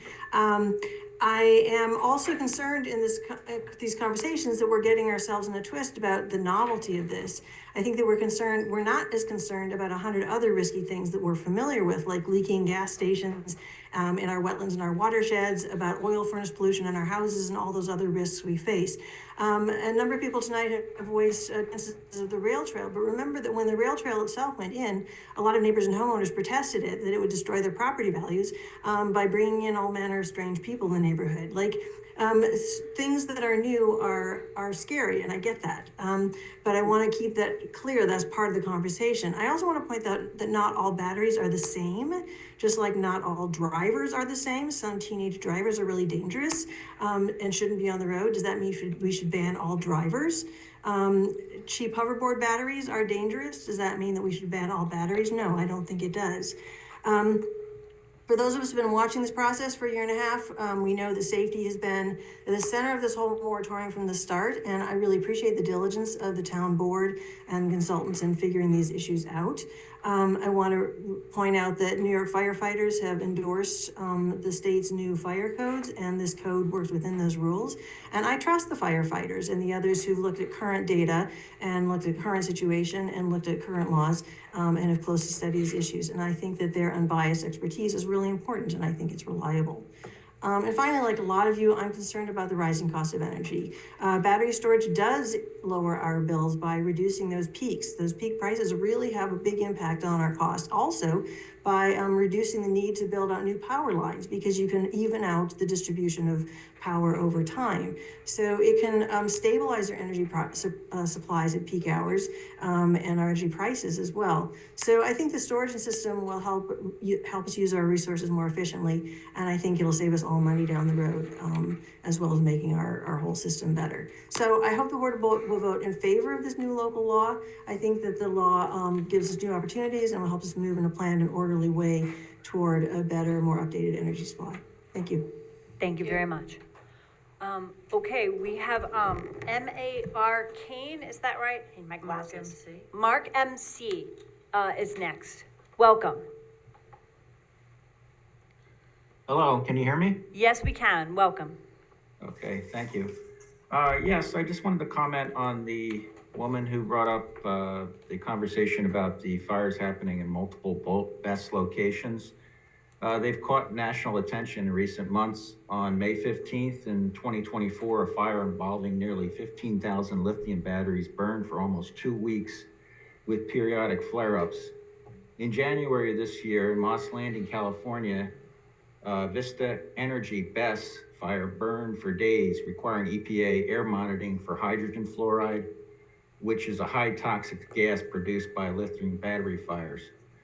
Further, recent wildfire responses like in Los Angeles, California, Maui, Hawaii, have revealed lithium batteries as among the most dangerous to clean up challenges. Their potential for spontaneous reignition and explosion after fires are extinguished can create dangerous environments for the first responders who are working on them and on the sites. They release all kinds of different chemicals like hydrogen fluoride, hydrogen cyanide, hydrogen chloride, which expands into the air, and metals that are combustible from burning plastics. All of these things can end up in our water systems and in the air we breathe. What actions, I don't know if they're in your code, if a fire would occur, would you take to monitor for hydrogen carbon monoxide, hydrogen fluoride, hydrogen cyanide, hydrogen, all the different types of hydrogens that these can produce? Also, another question, why, since a couple people were saying that they justified it, that we do not get any kind of benefit in our electricity costs for this, and our property values will go down. Who stands to profit, and what is the justification for this, and why is there anybody on the town board that is profiting from this in any way, shape, or form? I mean, I could tell you in the 32 years that I've lived here, that I can remember only one serious power outage ever. And last time I attended a meeting there, they said they were going to train firemen to deal with fires and have evacuation procedures in case the town needed to evacuate. Has this been worked on, and what are the conclusions to that? As well as what is to be done if there is a fire and there are runoff from water and into the well waters of the residents? And also, is there, our insurance companies, even our home insurance, are they covering this in any way to help us if there is a problem with this? Or who is to help us when this occurs? It's about a little, almost 3.5 minutes, so, Okay, thank you. I'm finished. thank you. All right, I'm gonna check again with Brian's cell phone, Brian's iPhone. If you would like to unmute yourself and speak, welcome. Hi, yes, can you hear me? Yes, we can. Okay, awesome. So thank you so much for allowing me to speak. My name is Beverly. I'm at 20 Shamrock Circle. I'm here today as a parent and a concerned resident, just to strongly oppose any plans to bring lithium battery or storage facilities near our homes. Lithium batteries are not just high tech, they're high risk. We've all seen the news, Tesla vehicles spontaneously catching fire on the side of the road. They aren't just small fires, they're explosive, toxic, and incredibly hard to put out. A close friend of ours had his shed burned down because of lithium-powered lawnmower. It caught fire while charging. It was just a normal day, nothing unusual, and then in minutes, the shed was gone. Thankfully, it didn't spread to the house, but it easily could have. Just because it hasn't happened here yet doesn't mean that it can't. We can't afford to wait for a disaster to take action. We need to feel safe in our homes. And while some may say technology is helping the planet, we also need to ask, when we plug in these batteries, where is that power really coming from? In many cases, it's still fossil fuels. So are we taking on new risks without solving the old ones? That is my question to you. So I would ask that you please protect our neighborhoods, keep lithium batteries facilities far away from where families live and children play. We want safety, not silent danger, sitting down the street. Thank you for your time. Okay, thank you very much. All right, I believe there's one other person who has a hand up now. It's Brian Burke. Welcome. Thanks for having me. I've been a resident of 44 Shamrock Circle my whole life, for 61 years. I'm a very simple man. I'm Ward 3. I'm just concerned, like everybody else, the safety issues of this project, as well as medical repercussions if one of these facilities does catch on fire. I just hope that if who's gonna be financially responsible? Can they put up a bond, to make it right if it does go south? And that's what I have to say. I just hope the town, I'm not in agreement for it. I think it has to fall back on the people that are benefiting from this to help us if there is a catastrophe or if there is a horrible fire, if need be. And thanks for your time. Thank you very much. Okay. I believe that was the last person who had a hand up online. Is there anyone else in the audience here or online who wanted to speak who hasn't had a chance to do that? Oh yeah, I see a hand in the back. Welcome.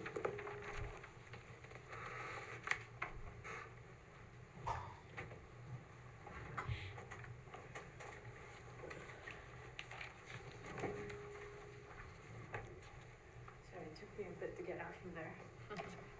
Thank you. Good evening. Sorry to keep you. Good evening. My name is Lisa Call, County Legislator for District 6, and also represent several of my constituents in Ward 3.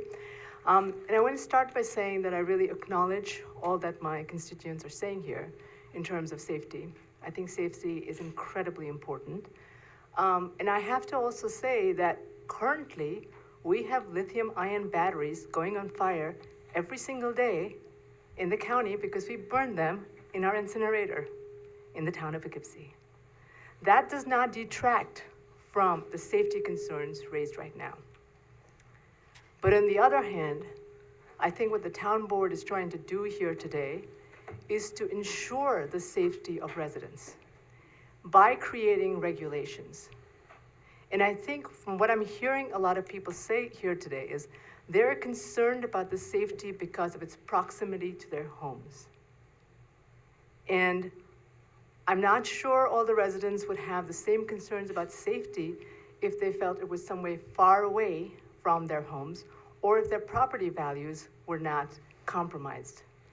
So I think, as Jim Challey said before me, I think this is a good first step as long as we foreground our constituents' concerns about safety, as long as the code takes into account everything that it needs to take into account, that our constituents are safe, our firemen are safe, and I know from having attended other meetings, these have been uppermost in terms of the considerations the board has taken.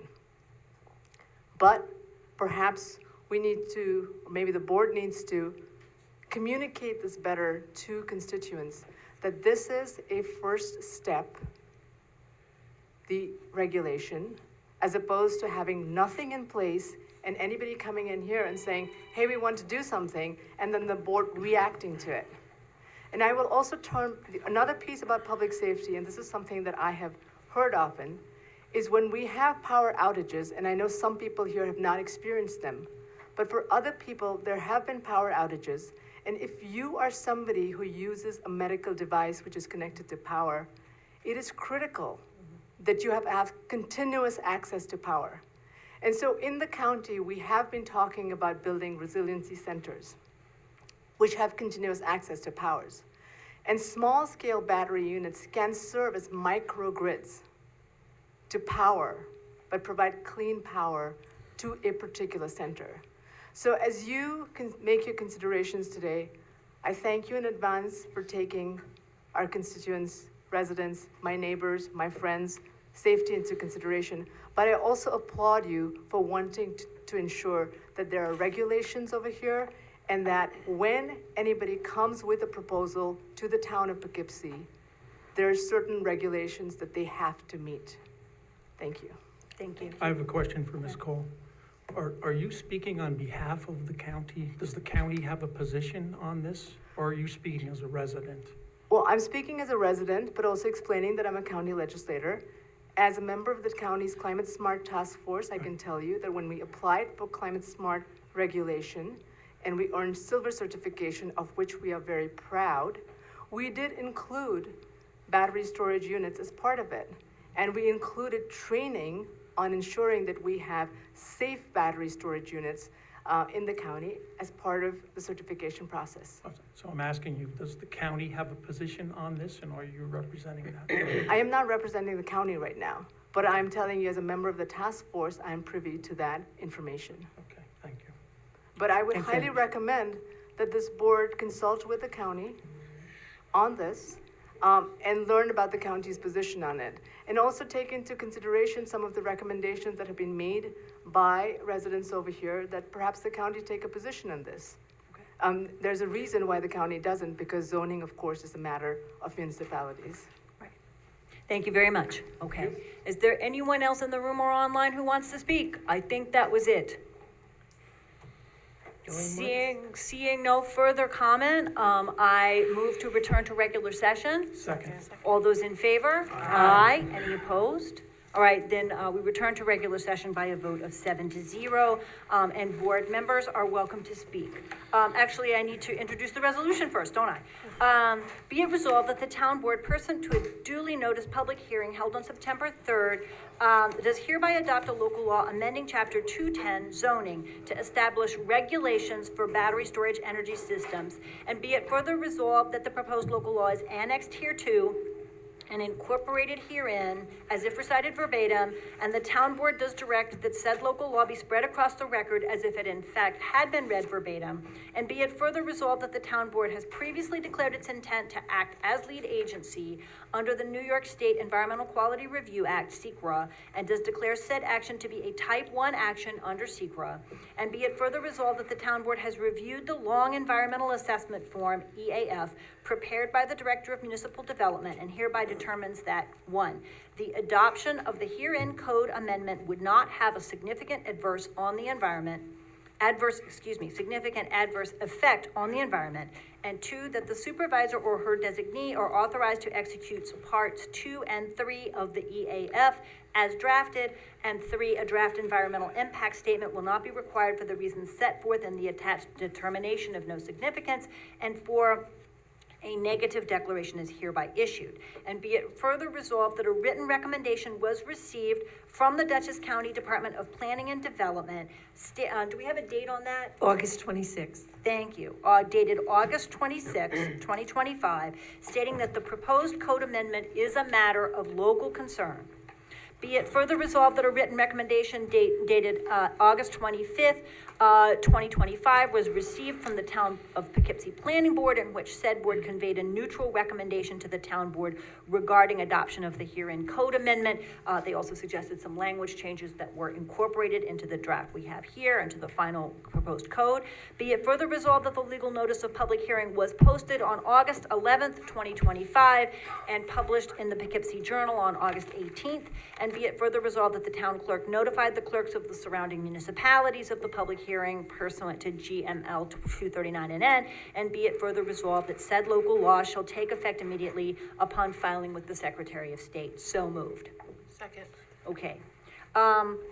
So this law is on the table. I just want to say just a few things about what changes had been made since it came to us before, and a few basics, since a lot of people who came tonight said they had not had a chance to review it. So it establishes 4 tiers or sizes of battery energy systems, from small ones that people already have in their homes up to the large scale systems, and so those tiers are there.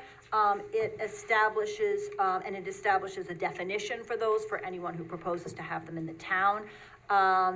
It establishes a purpose of protecting the public health, safety, and welfare by regulating the installation of such BESS systems, and establishes the objectives for doing that.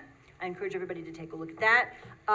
And there have been some additional language added in several points about consultation with the fire district in which the proposed BESS, if one were to come forward, were to be located. As you know, we have 3 fire districts. We have Arlington, we have a part of Fairview, and we have New Hamburg. So whichever is the relevant fire district, there would be consultation. And there's some additional language that's been added in, I think,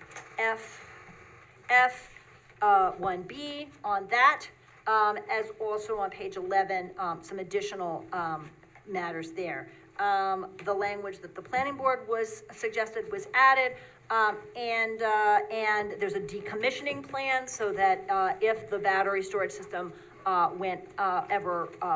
stopped operating, that before the planning board approved it, they would need to have not only an emergency safety plan approved by the local fire department and a range of other procedures, but also a decommissioning plan. And then last but not least, I wanted to say that in the workshops, it became clear to us when we were working on this with other municipalities that these, whether or not people agree that they are clean energy, are classified as such by the state. And that unless a pilot was required by the town, they might and have in some cases asked to be tax-free. And so we have added on page 14 language that would prevent a developer from doing that. As in K, the provisions of real property tax law 487 notwithstanding, the developer or owner of any tier 3 or tier 4 battery energy storage system shall be required to enter into a payment in lieu of taxes agreement with the town, subject to town board approval prior to obtaining final site plan signature by the planning board chairman. That is to say that it would be not possible for anyone to build one of these and then afterwards say, we aren't going to be paying property taxes, that we would require upfront that be negotiated. So those were the major additions that we made to the law, major changes to the law, and I'm sure there's other details people are going to want to address. So I open it up to the board. Okay, I would just like to say that I appreciate everybody coming out, everybody online to speak on this issue. I think 98% of the people that have come here are against the large-scale battery storage systems. For the people in the audience that own property of multiple acres, whatever you choose to do on your property with a small-scale battery, that's totally up to you. But I think people are really worried about the large scale, and I don't think the town's ready for that. There are only 1 or 2 parcels of land, per Mike Welty and my conversation with him, that could take a large-scale battery system. I don't understand why we would put people at risk in the town. And if we can't regulate and make a company come in or a property owner that's going to lease property to pay 100% of the cost, and there is no economic benefit for anybody in the town, but yet everybody in the town that pays fire tax is going to be on the hook for an emergency, then I don't see why we would take that risk. We represent the people that are out in that audience and on Zoom, I want to say TV, but why take the risk? If there's only 1 or 2 parcels in the town, why would we even consider raising the fire tax, putting people at health risks for a large-scale battery? I'm fine with the small-scale battery. That's your personal business. It's your home. You pay your insurance. And if your rates go up because you want to install a battery, that's on you.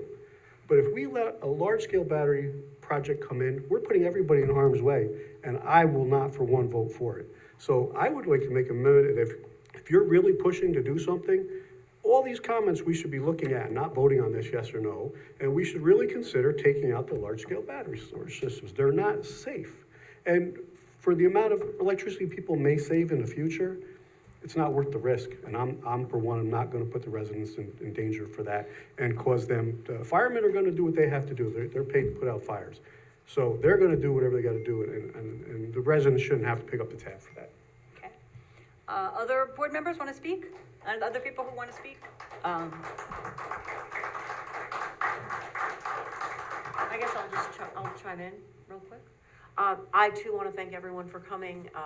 This is how municipal government works the best, when we hear from our constituents and the people that we all represent. So people on Zoom, people in person, thank you all for coming out and taking time out of your day and whatever other research you did to get here. And clearly this is a hot topic.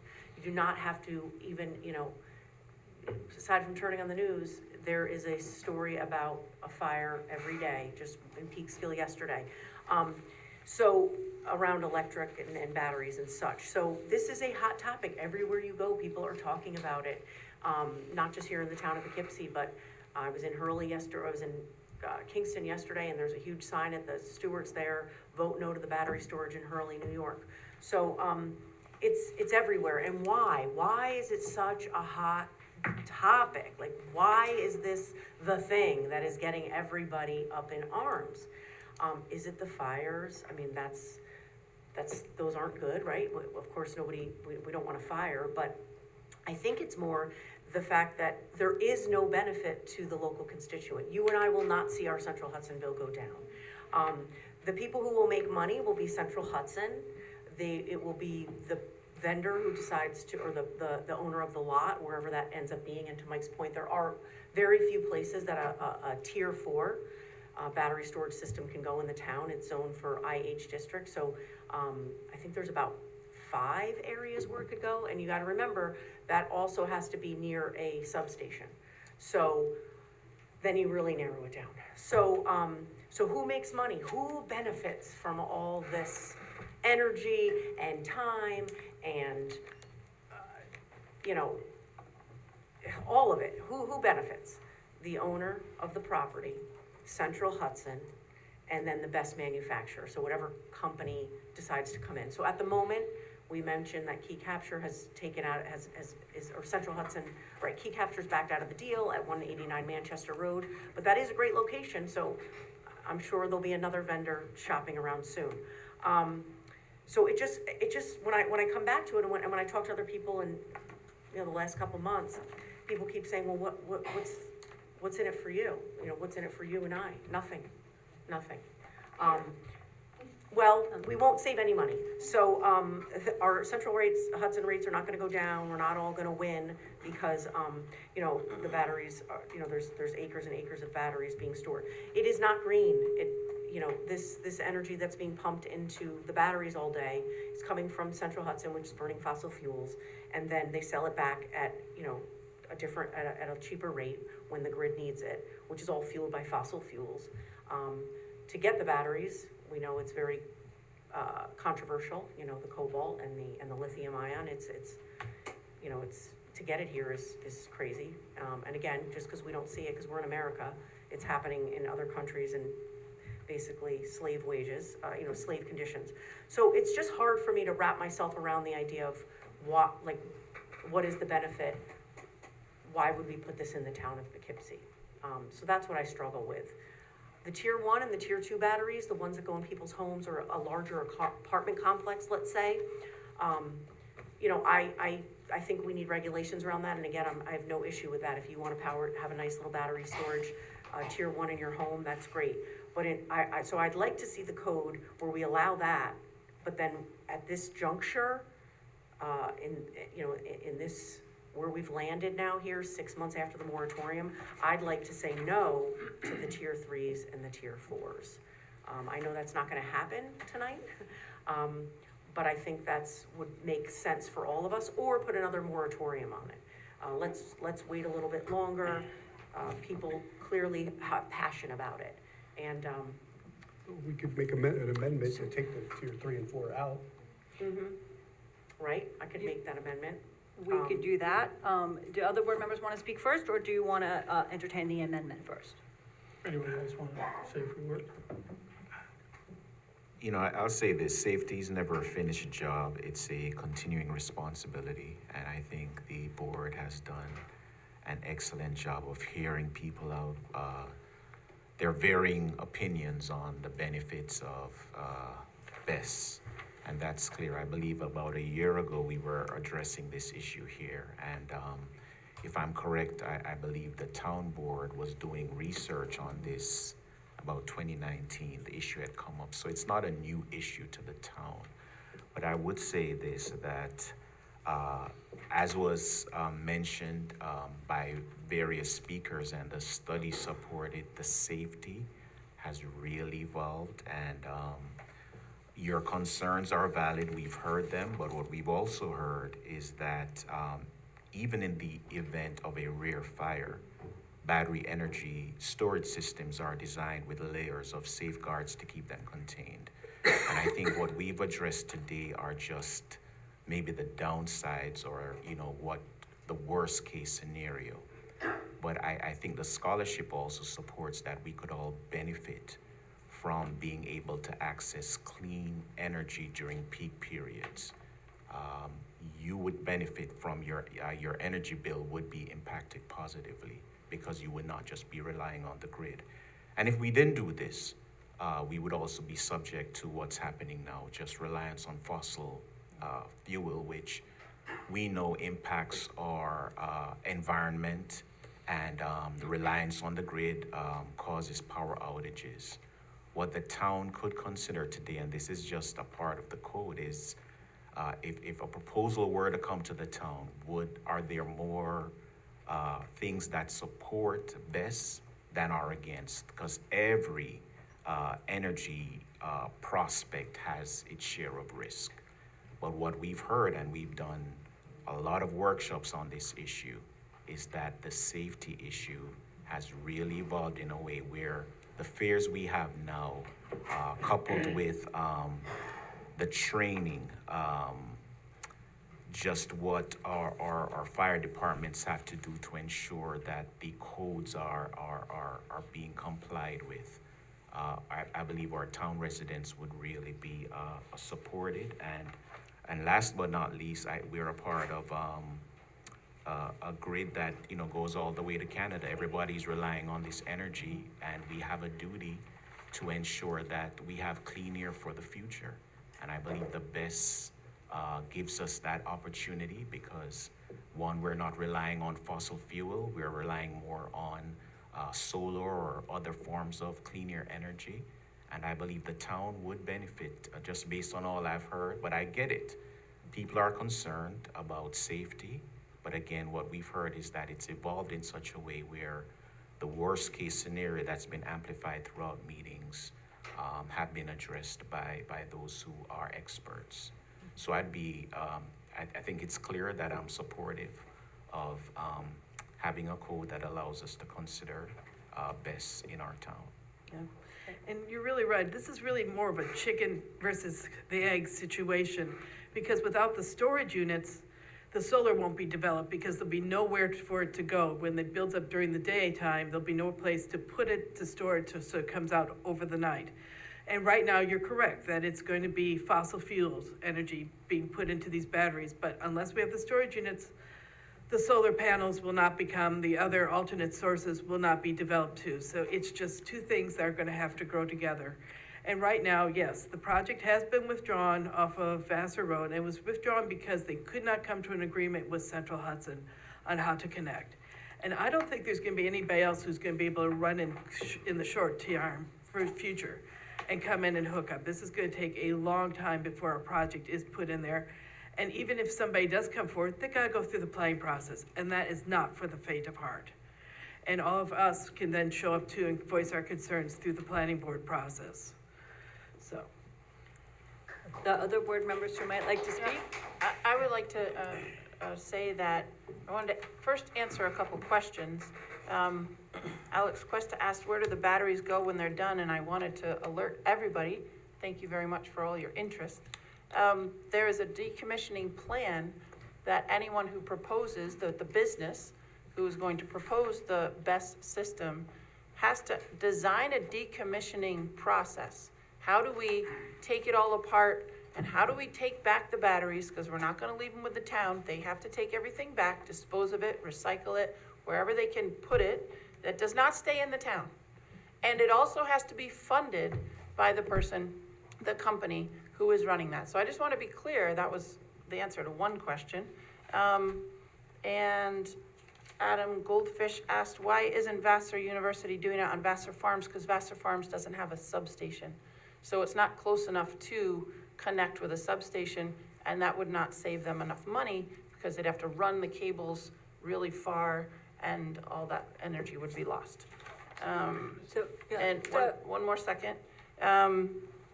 And there should be a limit to how many built, so they should be handled on an individual basis. That was Pat from the 4th Ward. They are handled on an individual basis. When proposals come to us for any zoning planning, it goes to the planning board, the zoning board. It all is handled individually. And I guess we heard from the county in this resolution that they don't handle it. It's up to us locally. They told us that in the resolution. So there was a couple of questions that I wanted to answer. But I think that the most important thing would be to regulate the most possibly dangerous. I'm going to say possibly dangerous because we've heard from the experts and the engineers and the Department of Energy person that they are possibly dangerous. They're getting much, much better, right? Just like we don't have gas lights anymore, we have incandescent, well, we don't have incandescent, we have LEDs. So everything progresses, and I would say that it's the most important thing is to regulate tier 3 and tier 4, because we have to make sure that the largest, most possibly dangerous units are most protected and regulated for us, for our safety. So thank you for coming out tonight. Did you want to speak? Sure. Thank you, everyone, for coming out to speak. So when I listen to everybody, I reflect back to January 2024, when I took the oath of office. And why I'm really sitting here is to listen to constituents, hear their concerns, and not push an agenda. So what I'm asking the board here to do is do exactly that. Listen to what people are saying here tonight, because they're scared. People are scared. And they're depending on us to make them not scared, to make them comfortable. That's why we're here. We're not here to push an agenda for the governor or Vassar or anybody else. We're here to protect you. And from what I've heard is that people aren't comfortable. So this needs some more consideration. Just a couple of clarification points. This is a proposed law that's in front of us today in the form of a code, but make no mistake, it's a proposed local law. That's a little different meaning. How this came out, and many people brought up Vassar,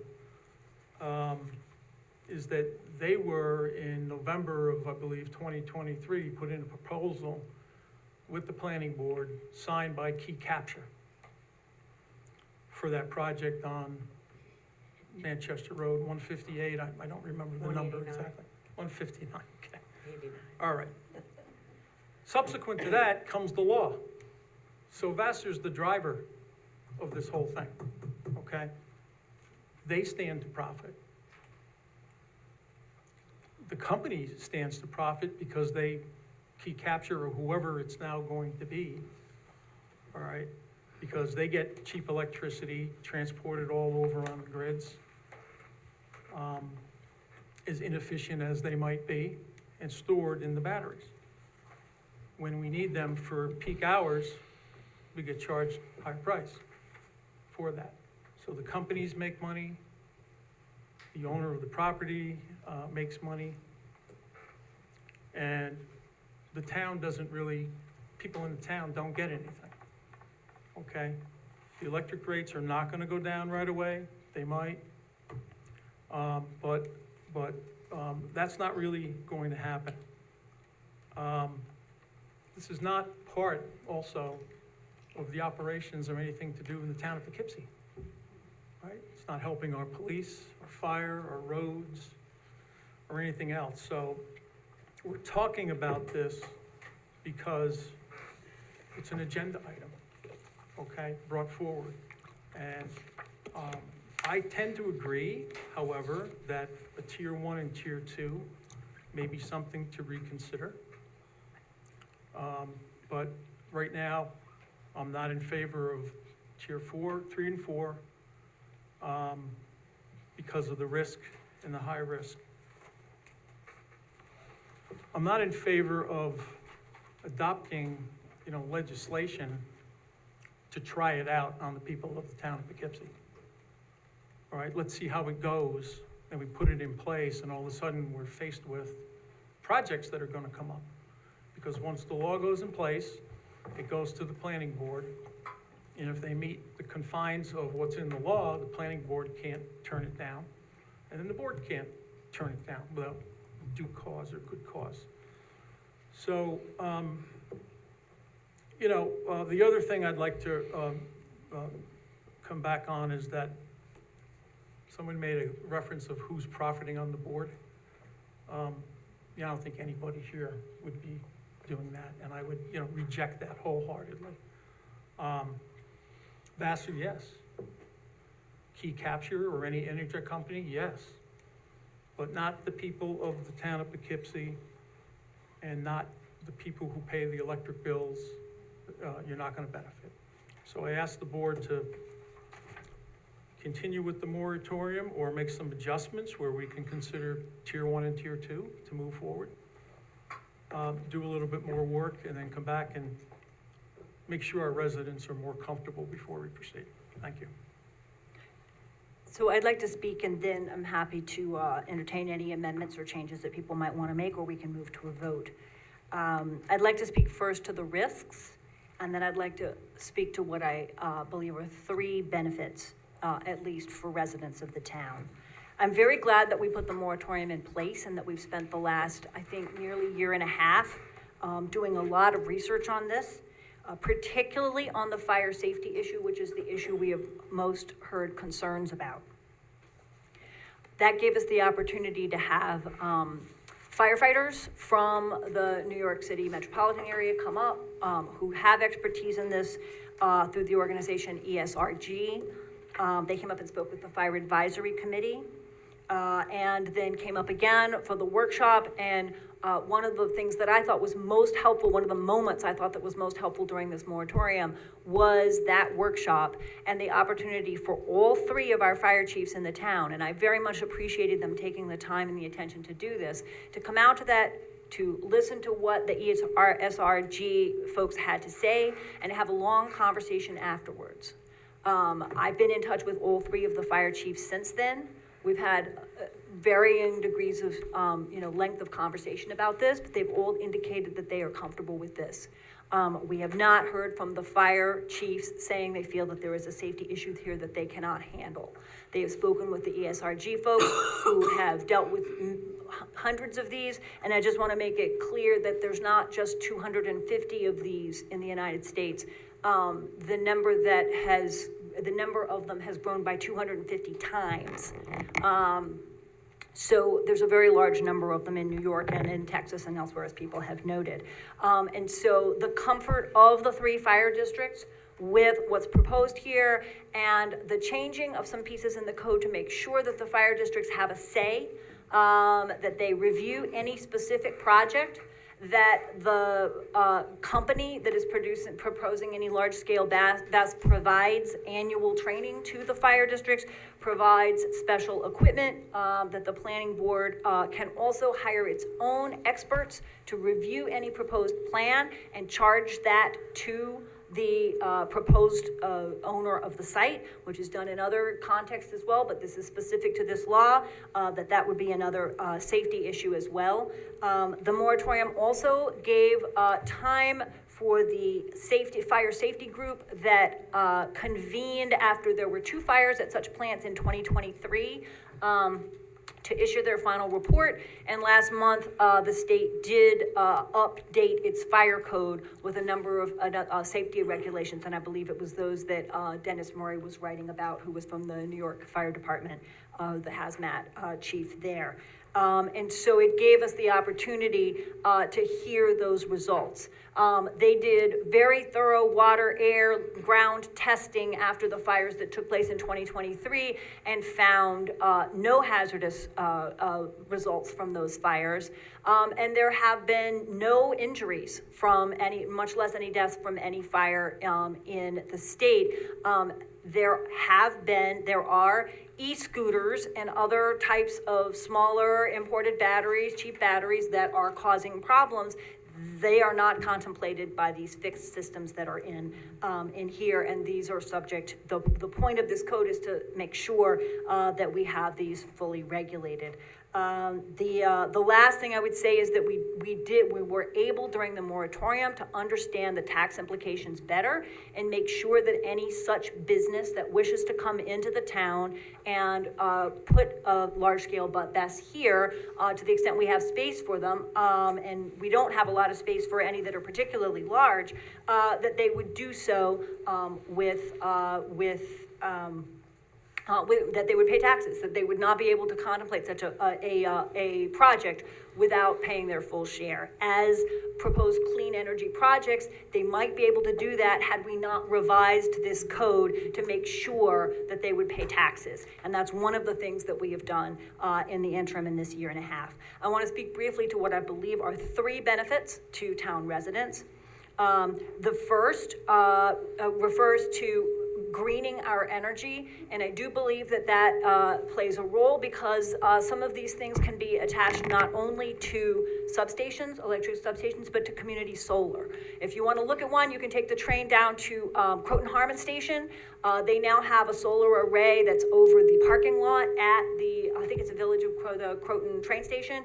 And there is a BESS associated with that. There's a battery energy system that enables them to use those solar panels in the most effective way by drawing down power, storing it when you've got a 97-degree day, and then letting that out when it's used. So there are community solar applications, and also geothermal and other systems can use these to store energy.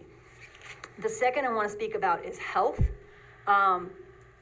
As a couple of people said tonight, the role of these battery storage units, which are just storage units, is to hold on to energy when it's cheaper and more plentiful, and resell it and outbid the so-called peaker plants. I don't know if any of you know, on a 97-degree day when the grid is maxed out, that the peaker plants like Dan Scammer fire up, and they are our dirtiest plants. And the only times we run them are when we have to, because we've run out of the other sources of power. And so asthma rates are up in the Hudson Valley, and there are a lot of health impacts from the coal plants. I've been out there and done air testing with some residents in town. You can see that impact of the coal plants from Pennsylvania roll in at night, and you can see the impact of the peaker plants. This enables, whatever the source of the energy might be that the battery is drawing from, it's able to release that power at a time when the alternative is for a hospital or our sewer plant, frankly, to go onto its generator, its diesel generator, or other things and try to sort of ease the pressure on the grid. So I believe that our current system has a lot of health risks, and that peaker plants are causing a lot of air pollution, and that batteries are part of a new system that will help us mitigate a lot of those difficulties and clean our air, and over time will get us cleaner air. The last thing I will say is that I do believe that we will have benefits because it will enable us, like Texas has done, to ease those peak load costs and to use the energy that we have in the most efficient way. A friend of mine was referring to this as like being like refrigeration.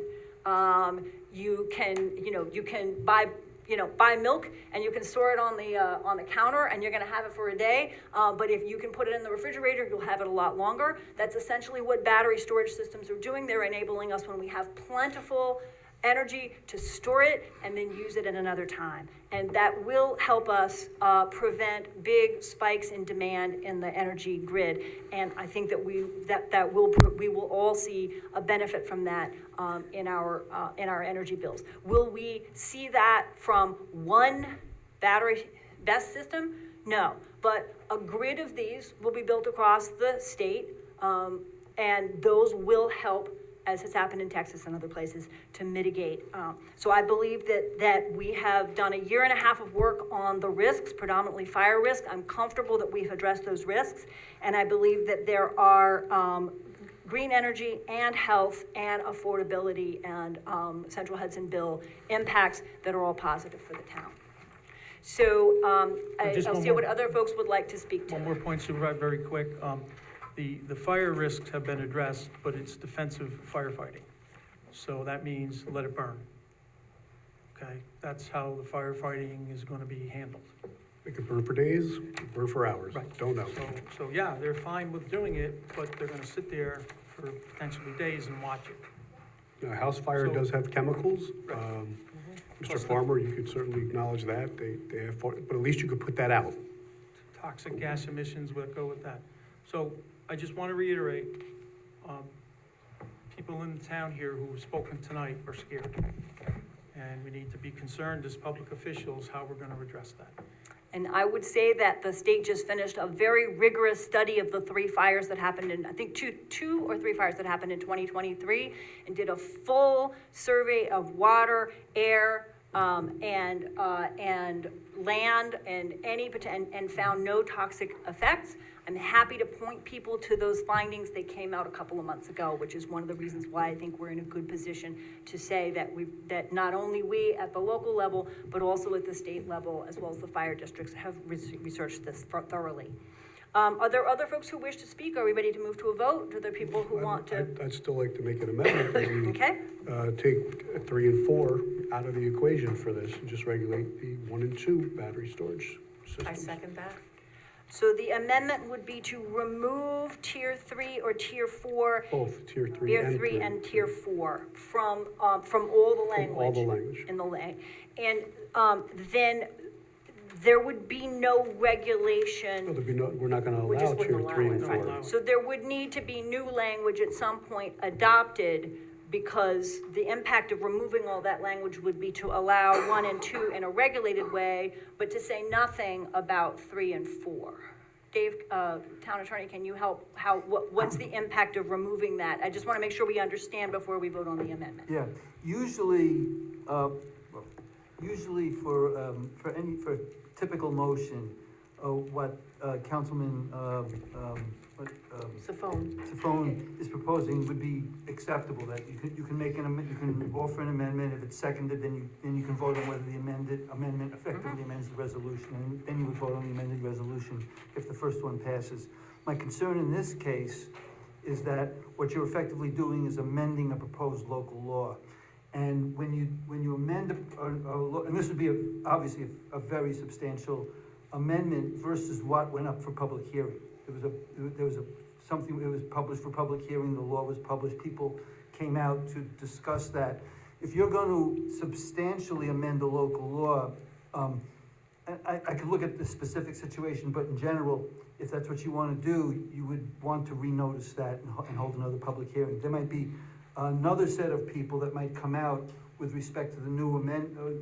If you're only, in other words, if you're only going to pass the law with tiers 1 and 2, there might be a whole other set of people that might want to be heard on that did not come out tonight because they were happy with the way it looked. And so my suggestion would be to just table it and propose and have the town go ahead and propose the local law with the amendment that's been adopted. You may want to make a motion to do that. So what I would say is that if the amendment were voted up, that would indicate that we would need to take additional actions in order to then bring it back in another form. I would say so. Number one, yes, I would want to see a new hearing on the new proposed local law. And number two, I would just advise the board, I consulted with Emily before I came down here. I understand that the moratorium is running down, and the board might want, and I also understand that the moratorium can be extended by motion of the, you don't need a new local law, you just need essentially a resolution to extend it.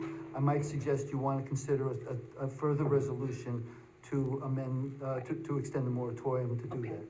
So that helps us understand what the next steps would be if the amendment were passed, If okay? you start changing local laws Right.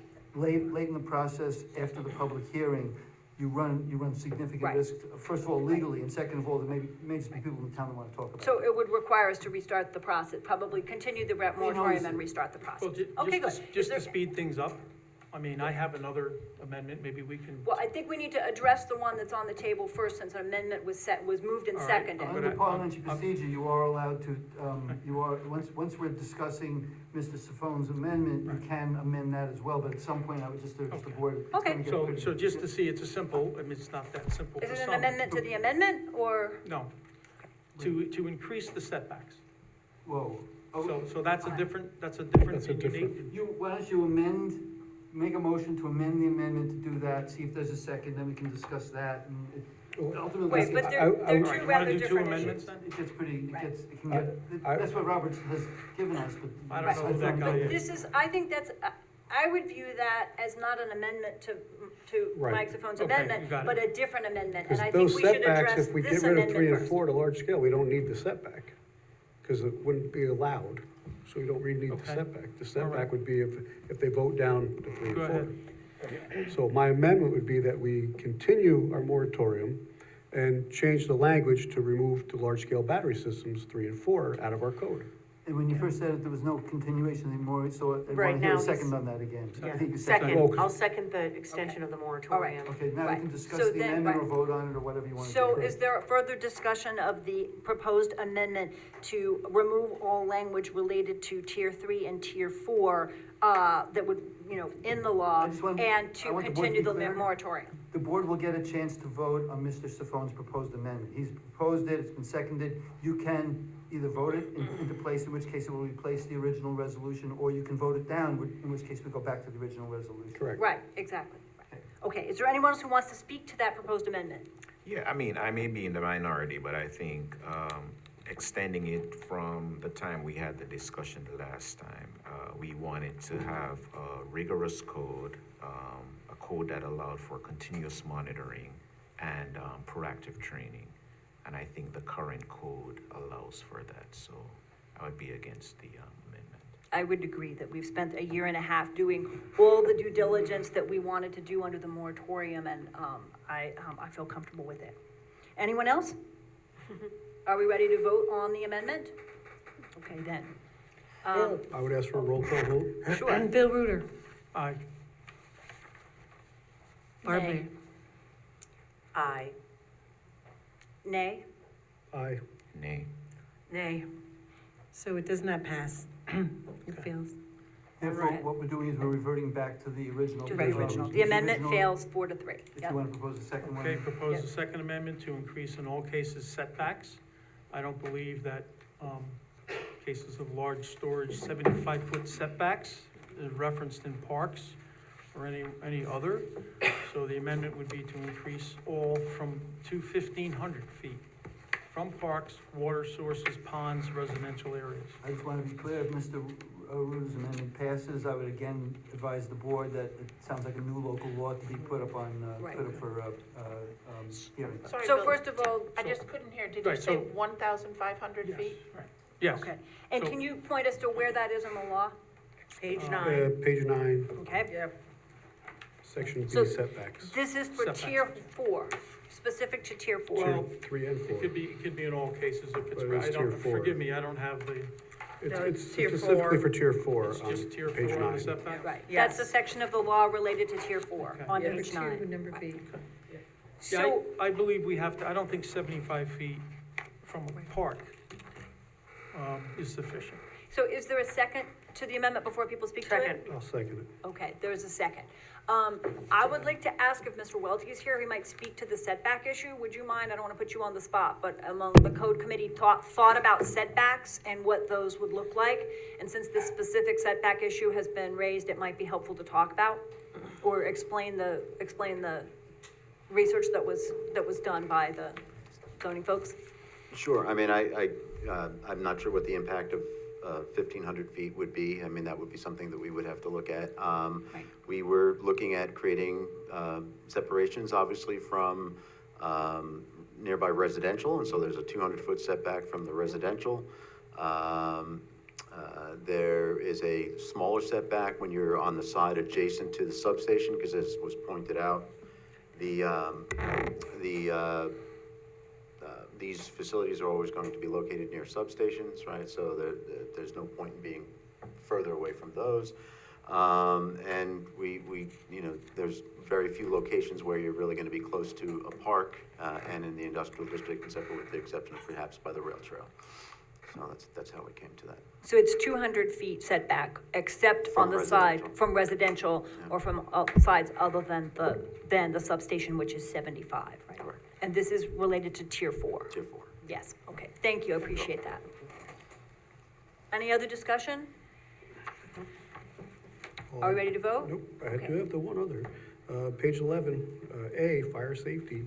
I do believe no tax dollars should go into To vote on this maintaining amendment, that would be costs if there's an accident. Let's vote on the amendment that's on the table, and then we'll move on to the next issue, okay? Okay. Any further discussion? Okay. Isn't that about a quarter of a mile? How far? A quarter of a mile? 1,500 feet? 1,500 feet is more than, a quarter mile is about 1,300 some odd feet. So it's a bit over a quarter of a mile. From wetlands and things like that, sure. Yeah, did you want, and did you specify on page 9, I just want to make clear what we're doing, that, Parks, water sources, ponds, residential areas. this is F2BI, right? And it's the minimum 100 feet from all property lines or, unless the property abuts or is across the street from a residential zoning district or property in residential use, in which case the setback shall be 200 feet. The minimum required, may be 50 feet next to a substation, to which they will be connected. Then in III, just below, it's 75 feet, to be landscaped, but that's not the setback, that's specifying the setback plus landscaping. But you're looking at F2BI, right? Right. Okay, and you would like all three of those 1,500. to be 1,500 feet? Correct. Including Okay. the one that goes to the substation? No. Okay, because that was When the the third property one. line abuts any public. So then the first two of the three figures there, you would change to 1,500 feet. The third you would leave as is. Correct. Okay, so now we understand the amendment. Any further discussion? Are we ready to vote? All those in favor of the amendment? Aye. Aye. Those opposed? Nay. Nay. Let's do a roll call vote on that. I'm happy to do a Bill roll call. Luder, Aye. Barb Laird, Nay. Aye. Nay. sorry. Aye. Nay. Nay. So it fails again, 3-4. All right, and there was an additional amendment you wanted Yes, to propose? page 11, 3A, fire safety. I believe it shall say, as Doreen said, shall, not may, have the planning board require funding in full for any accident. It should be, town board should make it that we require them to pay full for emergency purposes. I believe this is about specialized, you're in 3A, right? Yes. This is about specialized equipment. The planning board may require the owner to fund in whole or in part the purchase of any specialized equipment that the fire district determines is necessary to respond to a fire or related emergency involving the system. The planning board may retain an independent consultant to verify the necessity and estimated cost of such equipment. Well, I feel comfortable leaving that to the planning board, well, I'm sorry, you're making an amendment, let's let you make the amendment first. well, the amendment would be that they pay 100% of the costs, not shall, and the planning board shouldn't have that, we should be putting that in here, that they will pay the 100% of the costs, You not the almost, planning board. it's almost like you want to remove the word in part. The planning board shall, like, if that's your amendment, may also require the owner to fund in whole or in part. Why not get rid of the in part? How about the whole? Or Specialized simply equipment. to fund the purchase. Right. You can say to fund the entire purchase. The planning board shall require the owner to fund the purchase of any specialized equipment that the fire district determines is necessary to respond to a fire or related emergency involving the system. I'm not sure whether that, that infringes on the planning board's decision-making power or not. In my opinion, there's lots of things in the zoning code that tell the planning board it shouldn't be higher than 35 feet. In other words, there's a lot of functional shalls in the zoning code. Okay. Understand also that for many of those, that the ZBA could grant a variance, if that's what it came down to. I'm not sure if this, I haven't thought through whether this particular thing would, but I don't see that, Okay. I don't see that the proposed new language is in any way, you know, outside of the scope of what zoning would have. I will second that amendment. The planning board shall require the owner to fund the purchase of any specialized equipment that the fire district determines is necessary to respond to a fire or related emergency involving the system. The planning board may retain an independent consultant to verify the necessity and estimated cost of such equipment. To be clear on the amendment, if it were to pass, again, I would, because I just happen to be a hard line with this because it makes life easy, I would again recommend that the town board put this again up for, a public hearing. I know it sounds. Is that required? This seems like a This pretty seems like a minor change. I mean, I'm with not you on opposed, that. but that The seems like a word minor that, the change. word that's usually used by the courts is substantive. I view things that are not substantive as like, this shall take this shall take effect on the 5th instead of the 4th, or we're gonna have, I mean, something like this, I tend to view as, I mean, I can't do the legal research right now, but again, I make life easy for everybody by saying I would go back up to it. If you wanna go ahead with it, we can and figure it out at that point, but, I don't think it's a major change. Yeah, I would want, I mean, I think that the board will have to vote assuming that risk, that it is possible that legal research would require us to put the whole thing through again, by making this change. I doubt that this does not seem substantive enough to me to require that the whole law be done again, but then you're the attorney and I'm not, so we're gonna need to talk to some other attorneys. We need to take a huddle, right? Yep. Becca, could you just reread the sentence one more time? The planning The board planning board shall shall. require the owner to fund the purchase of any specialized equipment that the fire district determines is necessary to respond to a fire or related emergency involving the system. The planning board may retain an independent consultant to verify the necessity and estimated cost of such equipment. Okay. So that leaves, to me, a space where, if the fire district said, we need 7 new fire trucks for $42 million, the planning board would have a mechanism to go and get an independent consultant to say, no, I actually don't think that that's necessary for this. And they would have some mechanism to determine the reasonableness of the fire district's request. I like the amendment, but I just had a little thought. What if the fire department going in on the purchase, like allowing the fire department to share the purchase, allows them to keep it later?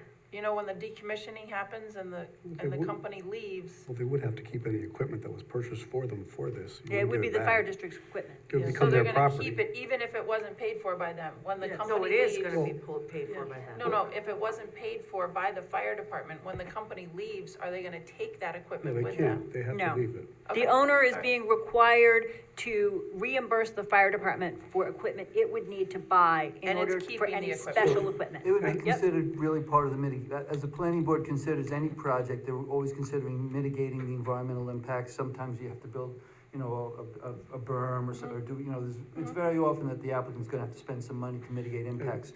They'd have to do so here too, and hopefully it wouldn't be as much as the supervisor was contemplating. And I would say that if a fire department needed 7 fire engines to build a battery system, I would think that may be deterrent to a large-scale battery company wanting to come in. So, I mean, if you look at the positive side of that, I mean. There's also always a rule of reason that the planning board, you know, the planning board can't just go out on a limb and just create, you know, it's gotta be reasonably related to the proposal and to the documented impacts or threats, or it's gotta be mitigation of documented impacts and threats.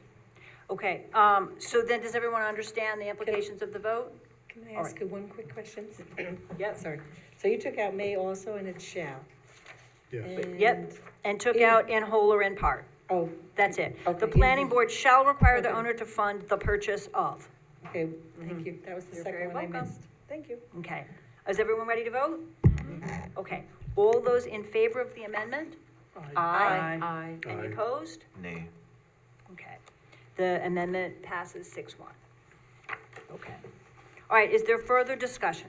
We're now have this on the floor as amended. So there is, I'm trying to find a place where they should pay the whole I just thing. agree with the attorney, that is a substantive change, and I think we should, represent that to the public now that it's passed. But We may need to do that. We'll go look and see. Well, if it is, we could always We don't repeal vote on this and at another meeting and go start it over. The motion is to Yep. move forward without that. Okay. There's no We motion to. we will consult legal counsel about, if this passes, then we will consult legal counsel about whether the change is substantive or not, in light of the law as a whole. And then we will act accordingly. And again, Right. I was supporting council because of the language, and I think we have the same background, so when he says what he says about it being what it is, I fully understand. Yeah. It's my reservation. Got it. Okay, I understand. Okay, are there any further discussion of the bill as a whole?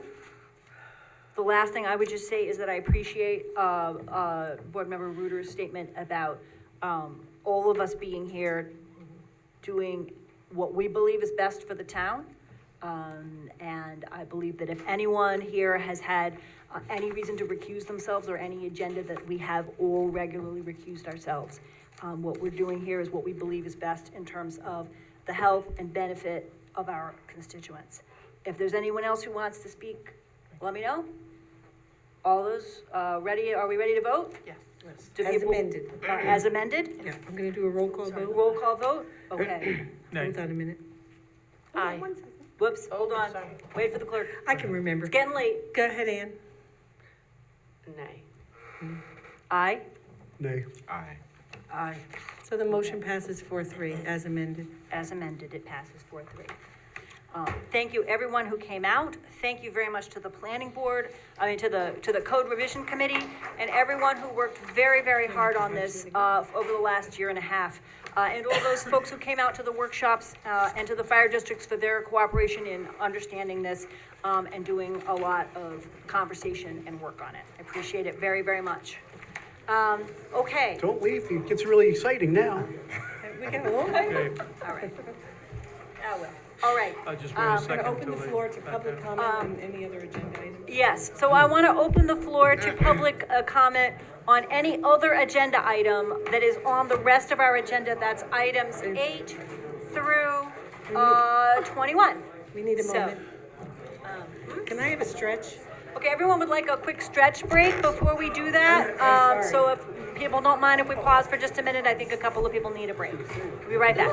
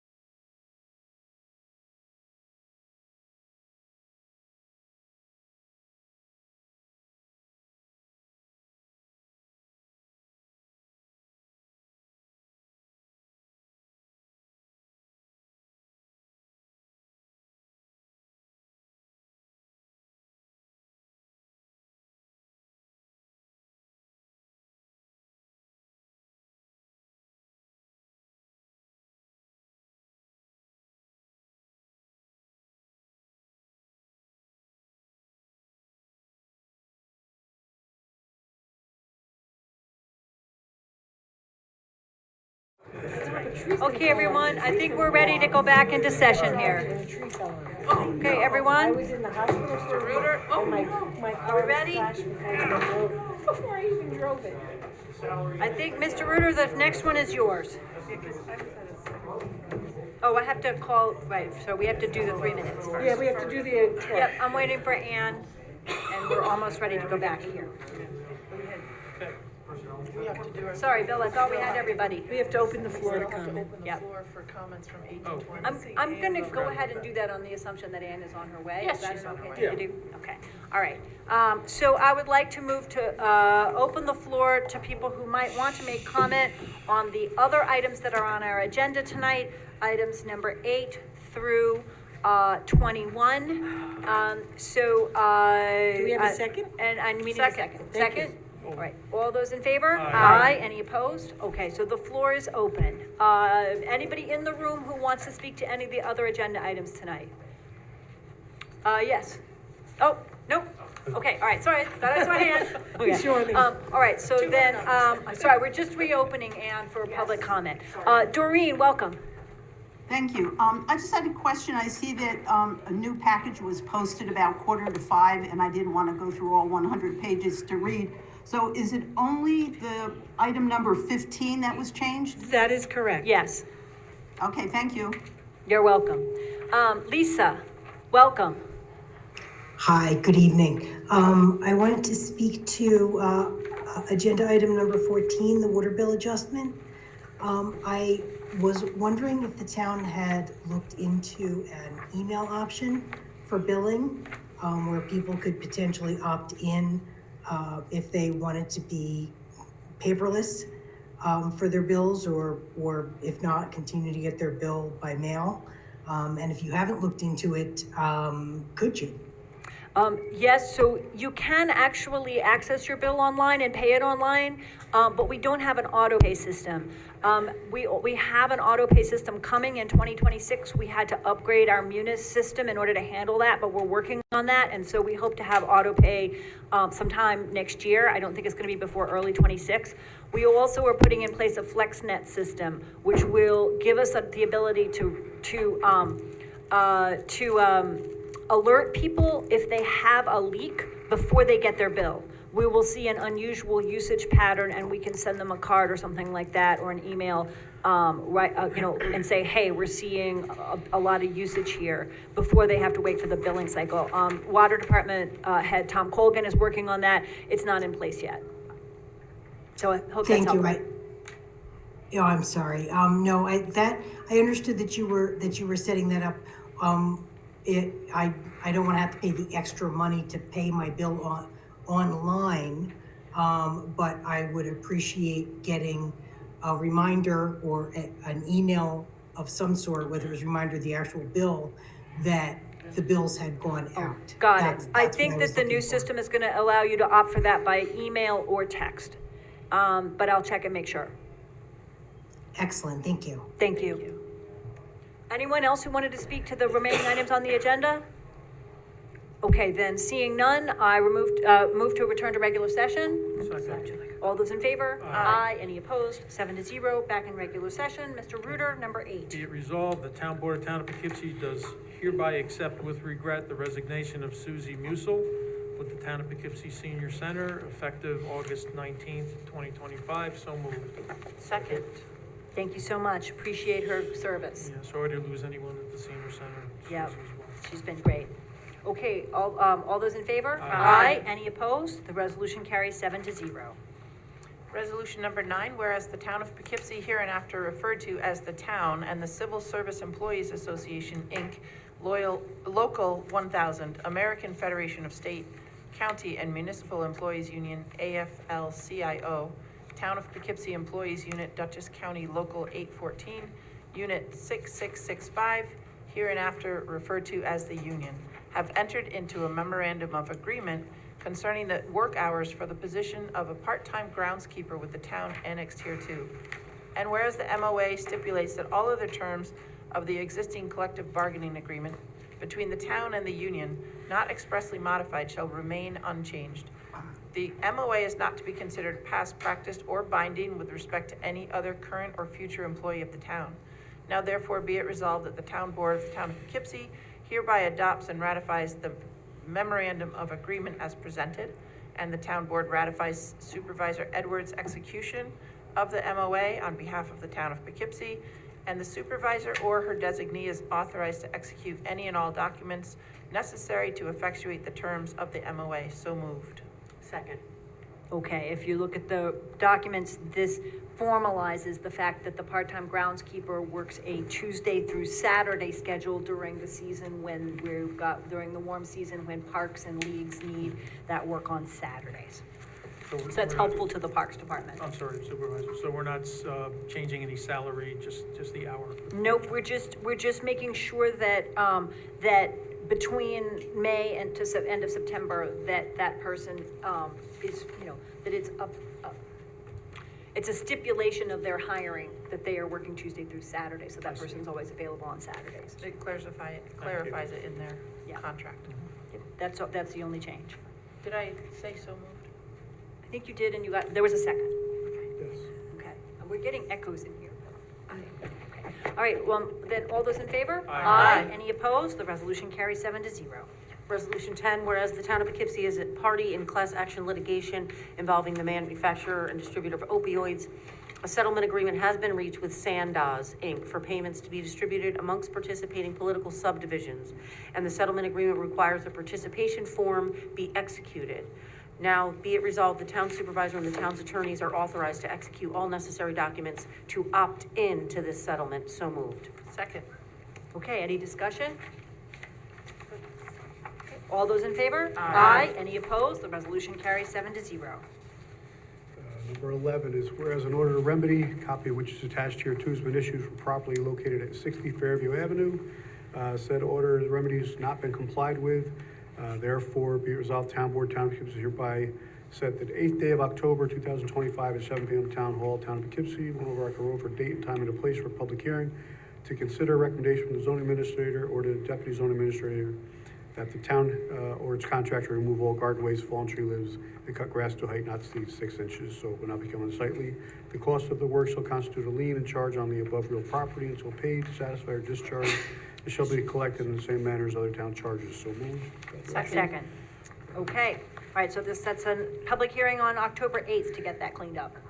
All those in favor? Aye. Any opposed? Resolution carries 7-0. Resolution 12, whereas an order to remedy, a copy of which is attached hereto, has been issued for property located at 31 Musselman Drive, Town of Poughkeepsie, State of New York, pursuant to Chapters 192.3 and 159A4 of the Town of Poughkeepsie Town Code. Said order to remedy has not been complied with. Now therefore, be it resolved that the Town Board of the Town of Poughkeepsie does hereby set the 8th day of October 2025 at 7 p.m. at the Town Hall, Town of Poughkeepsie, 1 Rock Road, Poughkeepsie, New York, as and for the time, date, and place of a public hearing to consider a recommendation from the zoning administrator or deputy zoning administrator that the town or its contractor remove all garden waste, debris, fallen tree limbs, and cut grass to a height not to exceed 12 inches, and have vehicle removed so it will not become unsightly, the cost of which work shall constitute a lien and charge on the above real property until paid, satisfied, or discharged, and shall be collected in the same manner as other town charges. So moved. Second. Okay, any discussion of this? All those in favor? Aye. Any opposed? The resolution carries 7-0.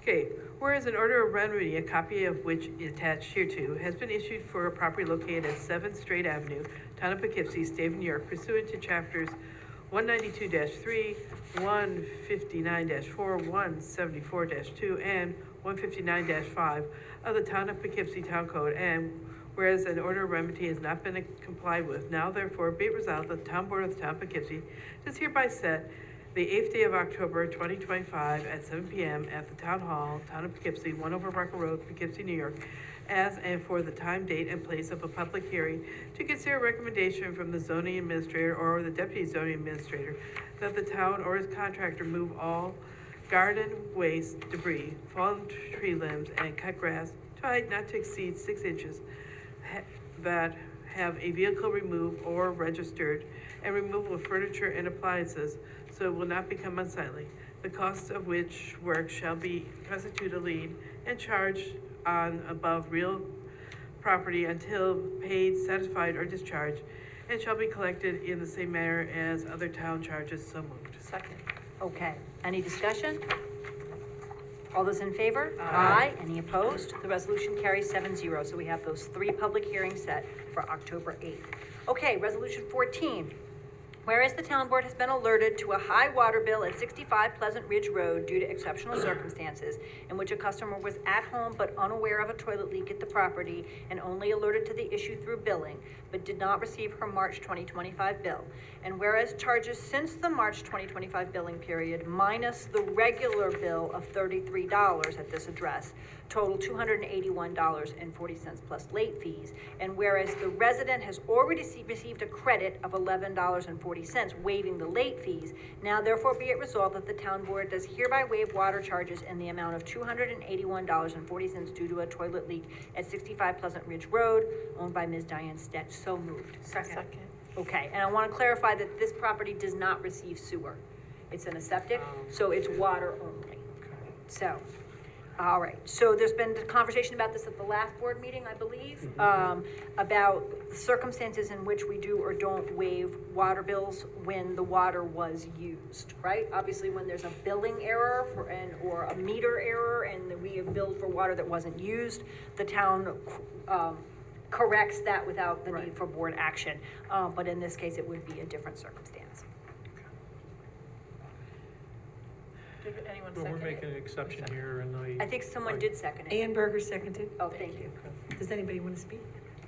Other than, So we're making an exception here, due to the circumstances, I feel it's okay to do that, I agree with that. Well, we knew our bills had a problem, so going forward, somebody couldn't come in and say, well, I didn't get my bill.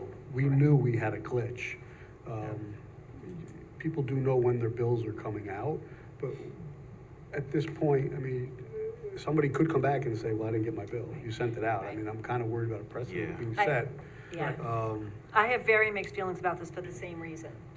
Because I hear every quarter from someone who didn't get their bill, and we all know that mail goes astray. I appreciate the suggestion of the person who asked for us to make sure that people get an email notification too if they want to, or a text. That will be helpful when the Munis system is in place. And there are a lot of exceptional circumstances, right? It's really hard. I understand the difficulties, but this person, but I also, that opens the door to a lot of exceptional circumstances. So. I would say I would be more comfortable if we treat this as if they had sewer and just remove the sewer portion, which would probably be, about $78? But they don't have. But they don't have I'm just sewer. saying, treat it as the same as if they did. Cut it in half. If we only removed, if we were paying them based on the sewer portion, if we were removing the sewer portion, it would be about $78. At least that's consistent with what we've done to everybody in the past, even though she doesn't have sewer. I mean, the homeowner I understand age is a factor, medical could be a factor, somebody could go into, could go away on vacation, go into a nursing home, go into the hospital. Somebody's got to check on your house, you're still responsible for your home.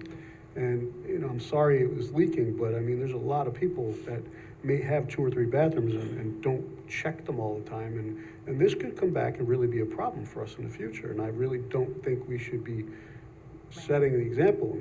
And as much as I feel for her, I would much rather, if you really feel that way, then chip in $20 a piece and give her $20 a piece towards it. And I have no problem with that. We did pledge at the last meeting to discuss this, so we felt we would write it up as a resolution for the board to debate. Like I say, I have mixed feelings about it. Yeah, this I is a understand the tough difficult in this situation. Yeah, so we did It's a tough one. Yeah. Because I'm sympathetic, but I agree with Mike. I know next week it comes back because of the precedents here, and we don't have a mechanism to really say, hey, I didn't get my bill. Yes, you did.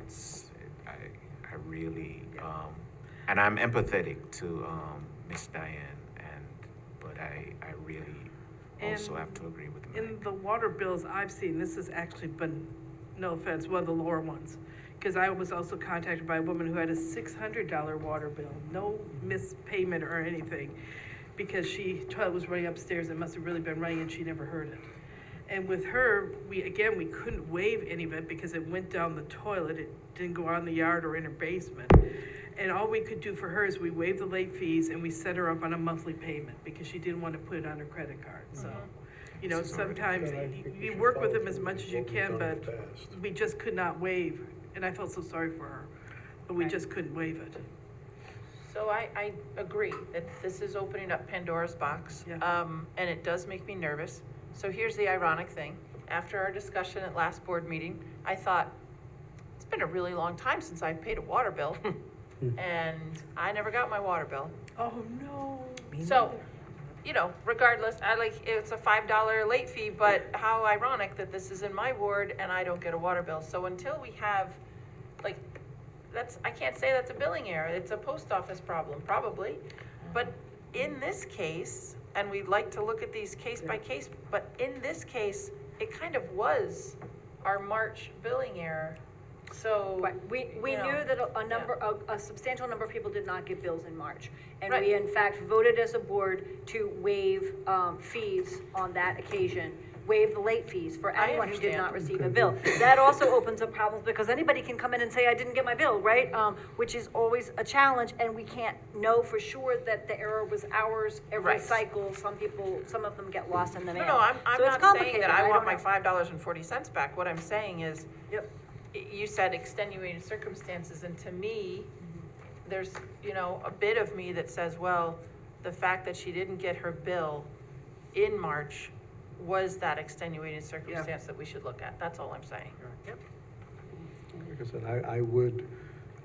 I would treat it as if she had sewer and return the sewer, or just, that would be the best I could do, which would probably. I don't know how to carve the sewer out.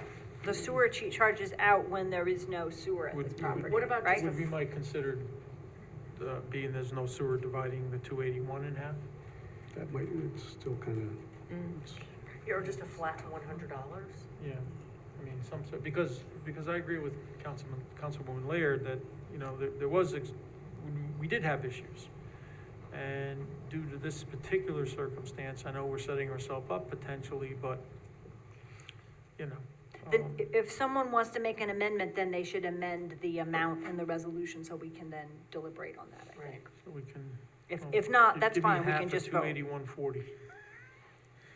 Right, if that's what she if that's what, Right, you know, so if now- that's the actual figure that is up for, that, you know, she was overbilled, if you will, or utilized, that's legit, Well- and then we have that, and Oh, cut it in half.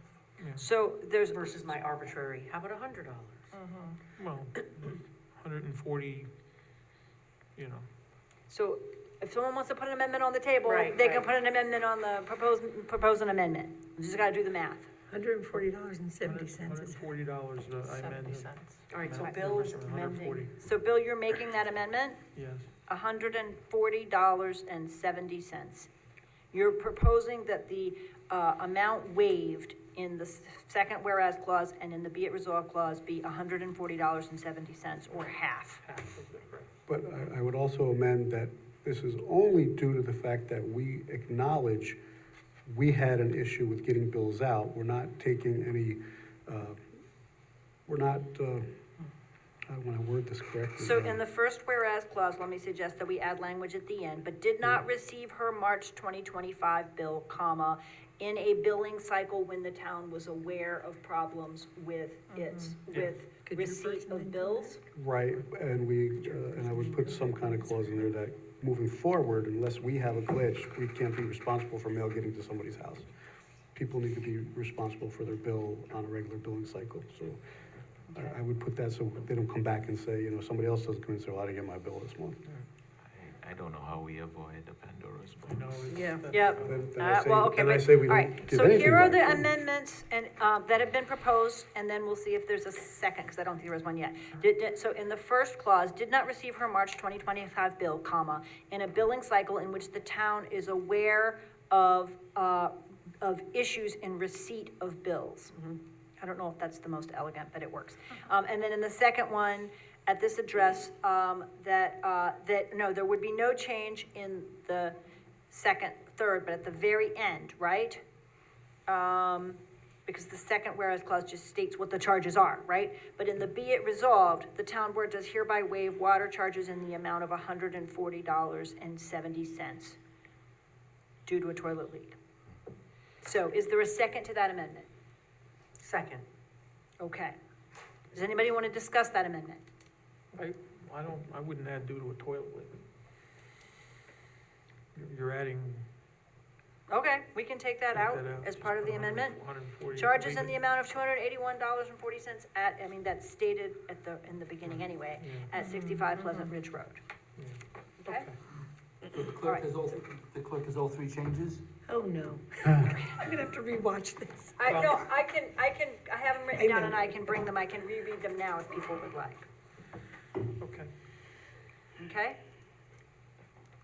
The town policy is to credit or waive late fees in a situation like this. Yeah. That's it. The town policy is usually to correct anything for water that was, services that were not used, but it requires town board action to waive fees for water that was in fact used.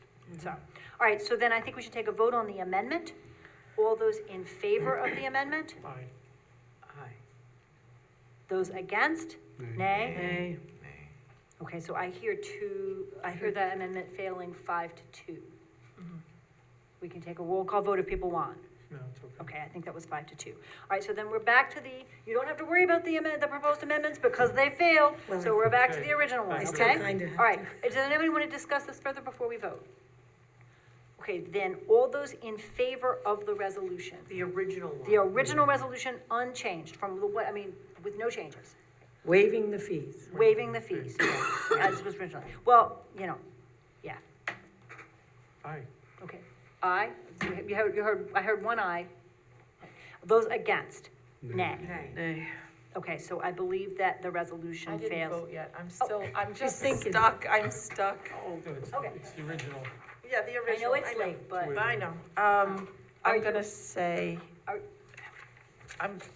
just ask the question one more time. Okay, let's take this vote one more time. I know it's late. Let's see if we can get this done, okay? All right, all those in favor of the resolution? Aye. Aye. Okay, 2 ayes. Those against? Nay. Nay. 5 nay. So the resolution fails 2-5. Okay? All right, thanks, everybody, appreciate that. Sorry. And thank you for the folks who are advocating, and I hope that we can make sure that we update our system in different ways so that this won't happen. Okay, resolution 15. Town of Poughkeepsie is applying to the Hudson River Valley Greenway for a grant under the Greenway Conservatory Trail Grant Program for the design and permitting phase of the project entitled Sunnyside Park Improvement Woodland Path, which would connect the path from Sunnyside Park to Melrose Terrace neighborhood located in the town of Poughkeepsie. And the grant application requires the applicant municipality to obtain approval, endorsement of the governing body of municipality or municipalities in which the project will be located. Now therefore, that the governing board of town of Poughkeepsie does hereby approve and endorse the application for a grant under the Greenway Conservatory Trail Grant Program for a project known as Sunnyside Park Improvement and located within this community, and that the town of Poughkeepsie commits to funding the required 50% match required by the Hudson River Valley Greenway Conservatory Trail Grant Program, estimated at $55,000. So moved. Second. Okay, I just want to clarify that I think the language in the last could be clearer. The total amount of the project would be $55,000, and the 50% that the town would be committing to is $27,500. Right. Good. The grant would be for $27,500, and we would be committing $27,500. I just think it's the clauses in the confusing place, so. Okay, any discussion of that? Well, this is a, hefty sum, even at half. So again, this is a great idea for some type of fundraising in that local area. This is in my ward. So that even if we get the grant, cross your fingers we get the grant, if we had that 501c3, this could be, where some of that money might be able to go. So we've got to.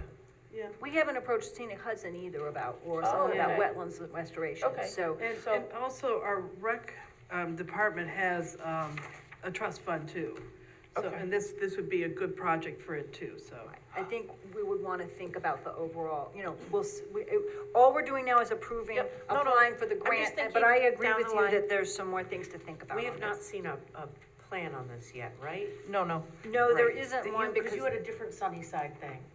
Yes, we also had a playground playground. equipment, because it's a beautiful piece of land that is being completely Right. underutilized. That's where I'm knowing the Sunnyside Yep. from the playground. Yep, it's on Laurie Street, but this pathway would connect the park to Malmrose Terrace and Victor Lane and Rowley Road that are really isolated because they only can walk on their streets. You cannot go, I wouldn't go on Vassar Road at that corner. I wouldn't go on Spring Road.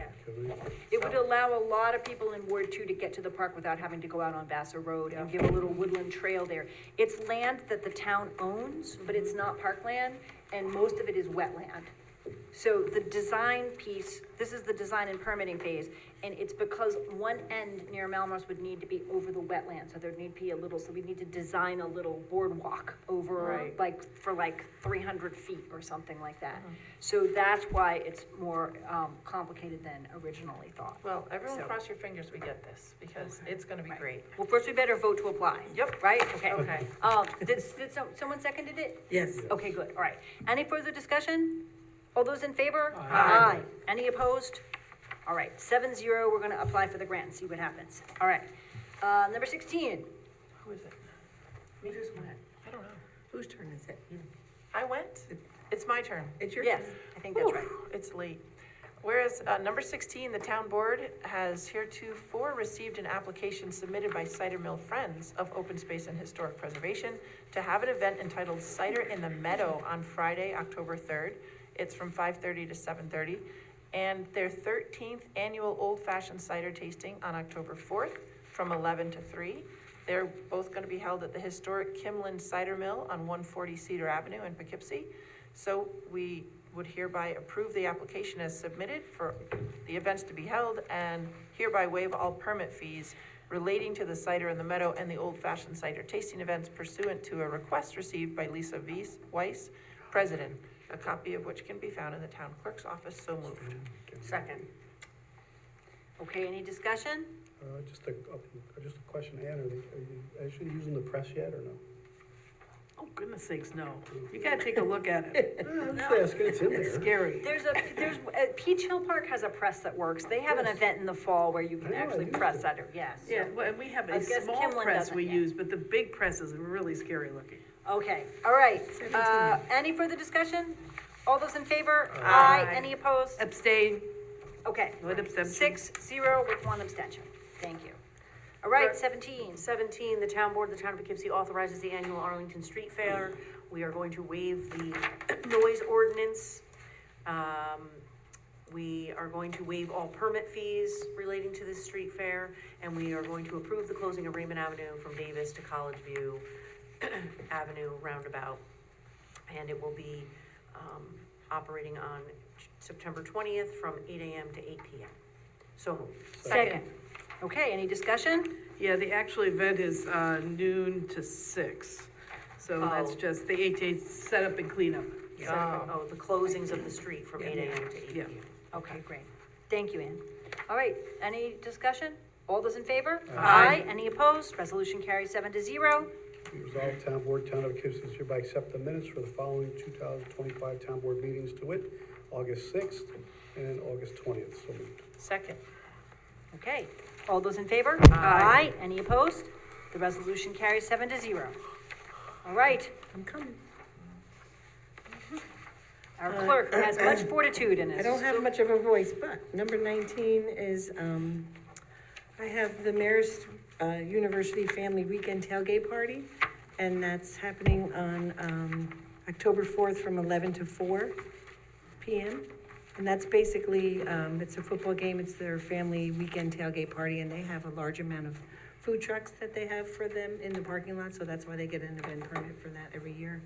And then I have a liquor license for El Jalapeno Bar and Grill located at 48 Eastdale. Sounds exciting.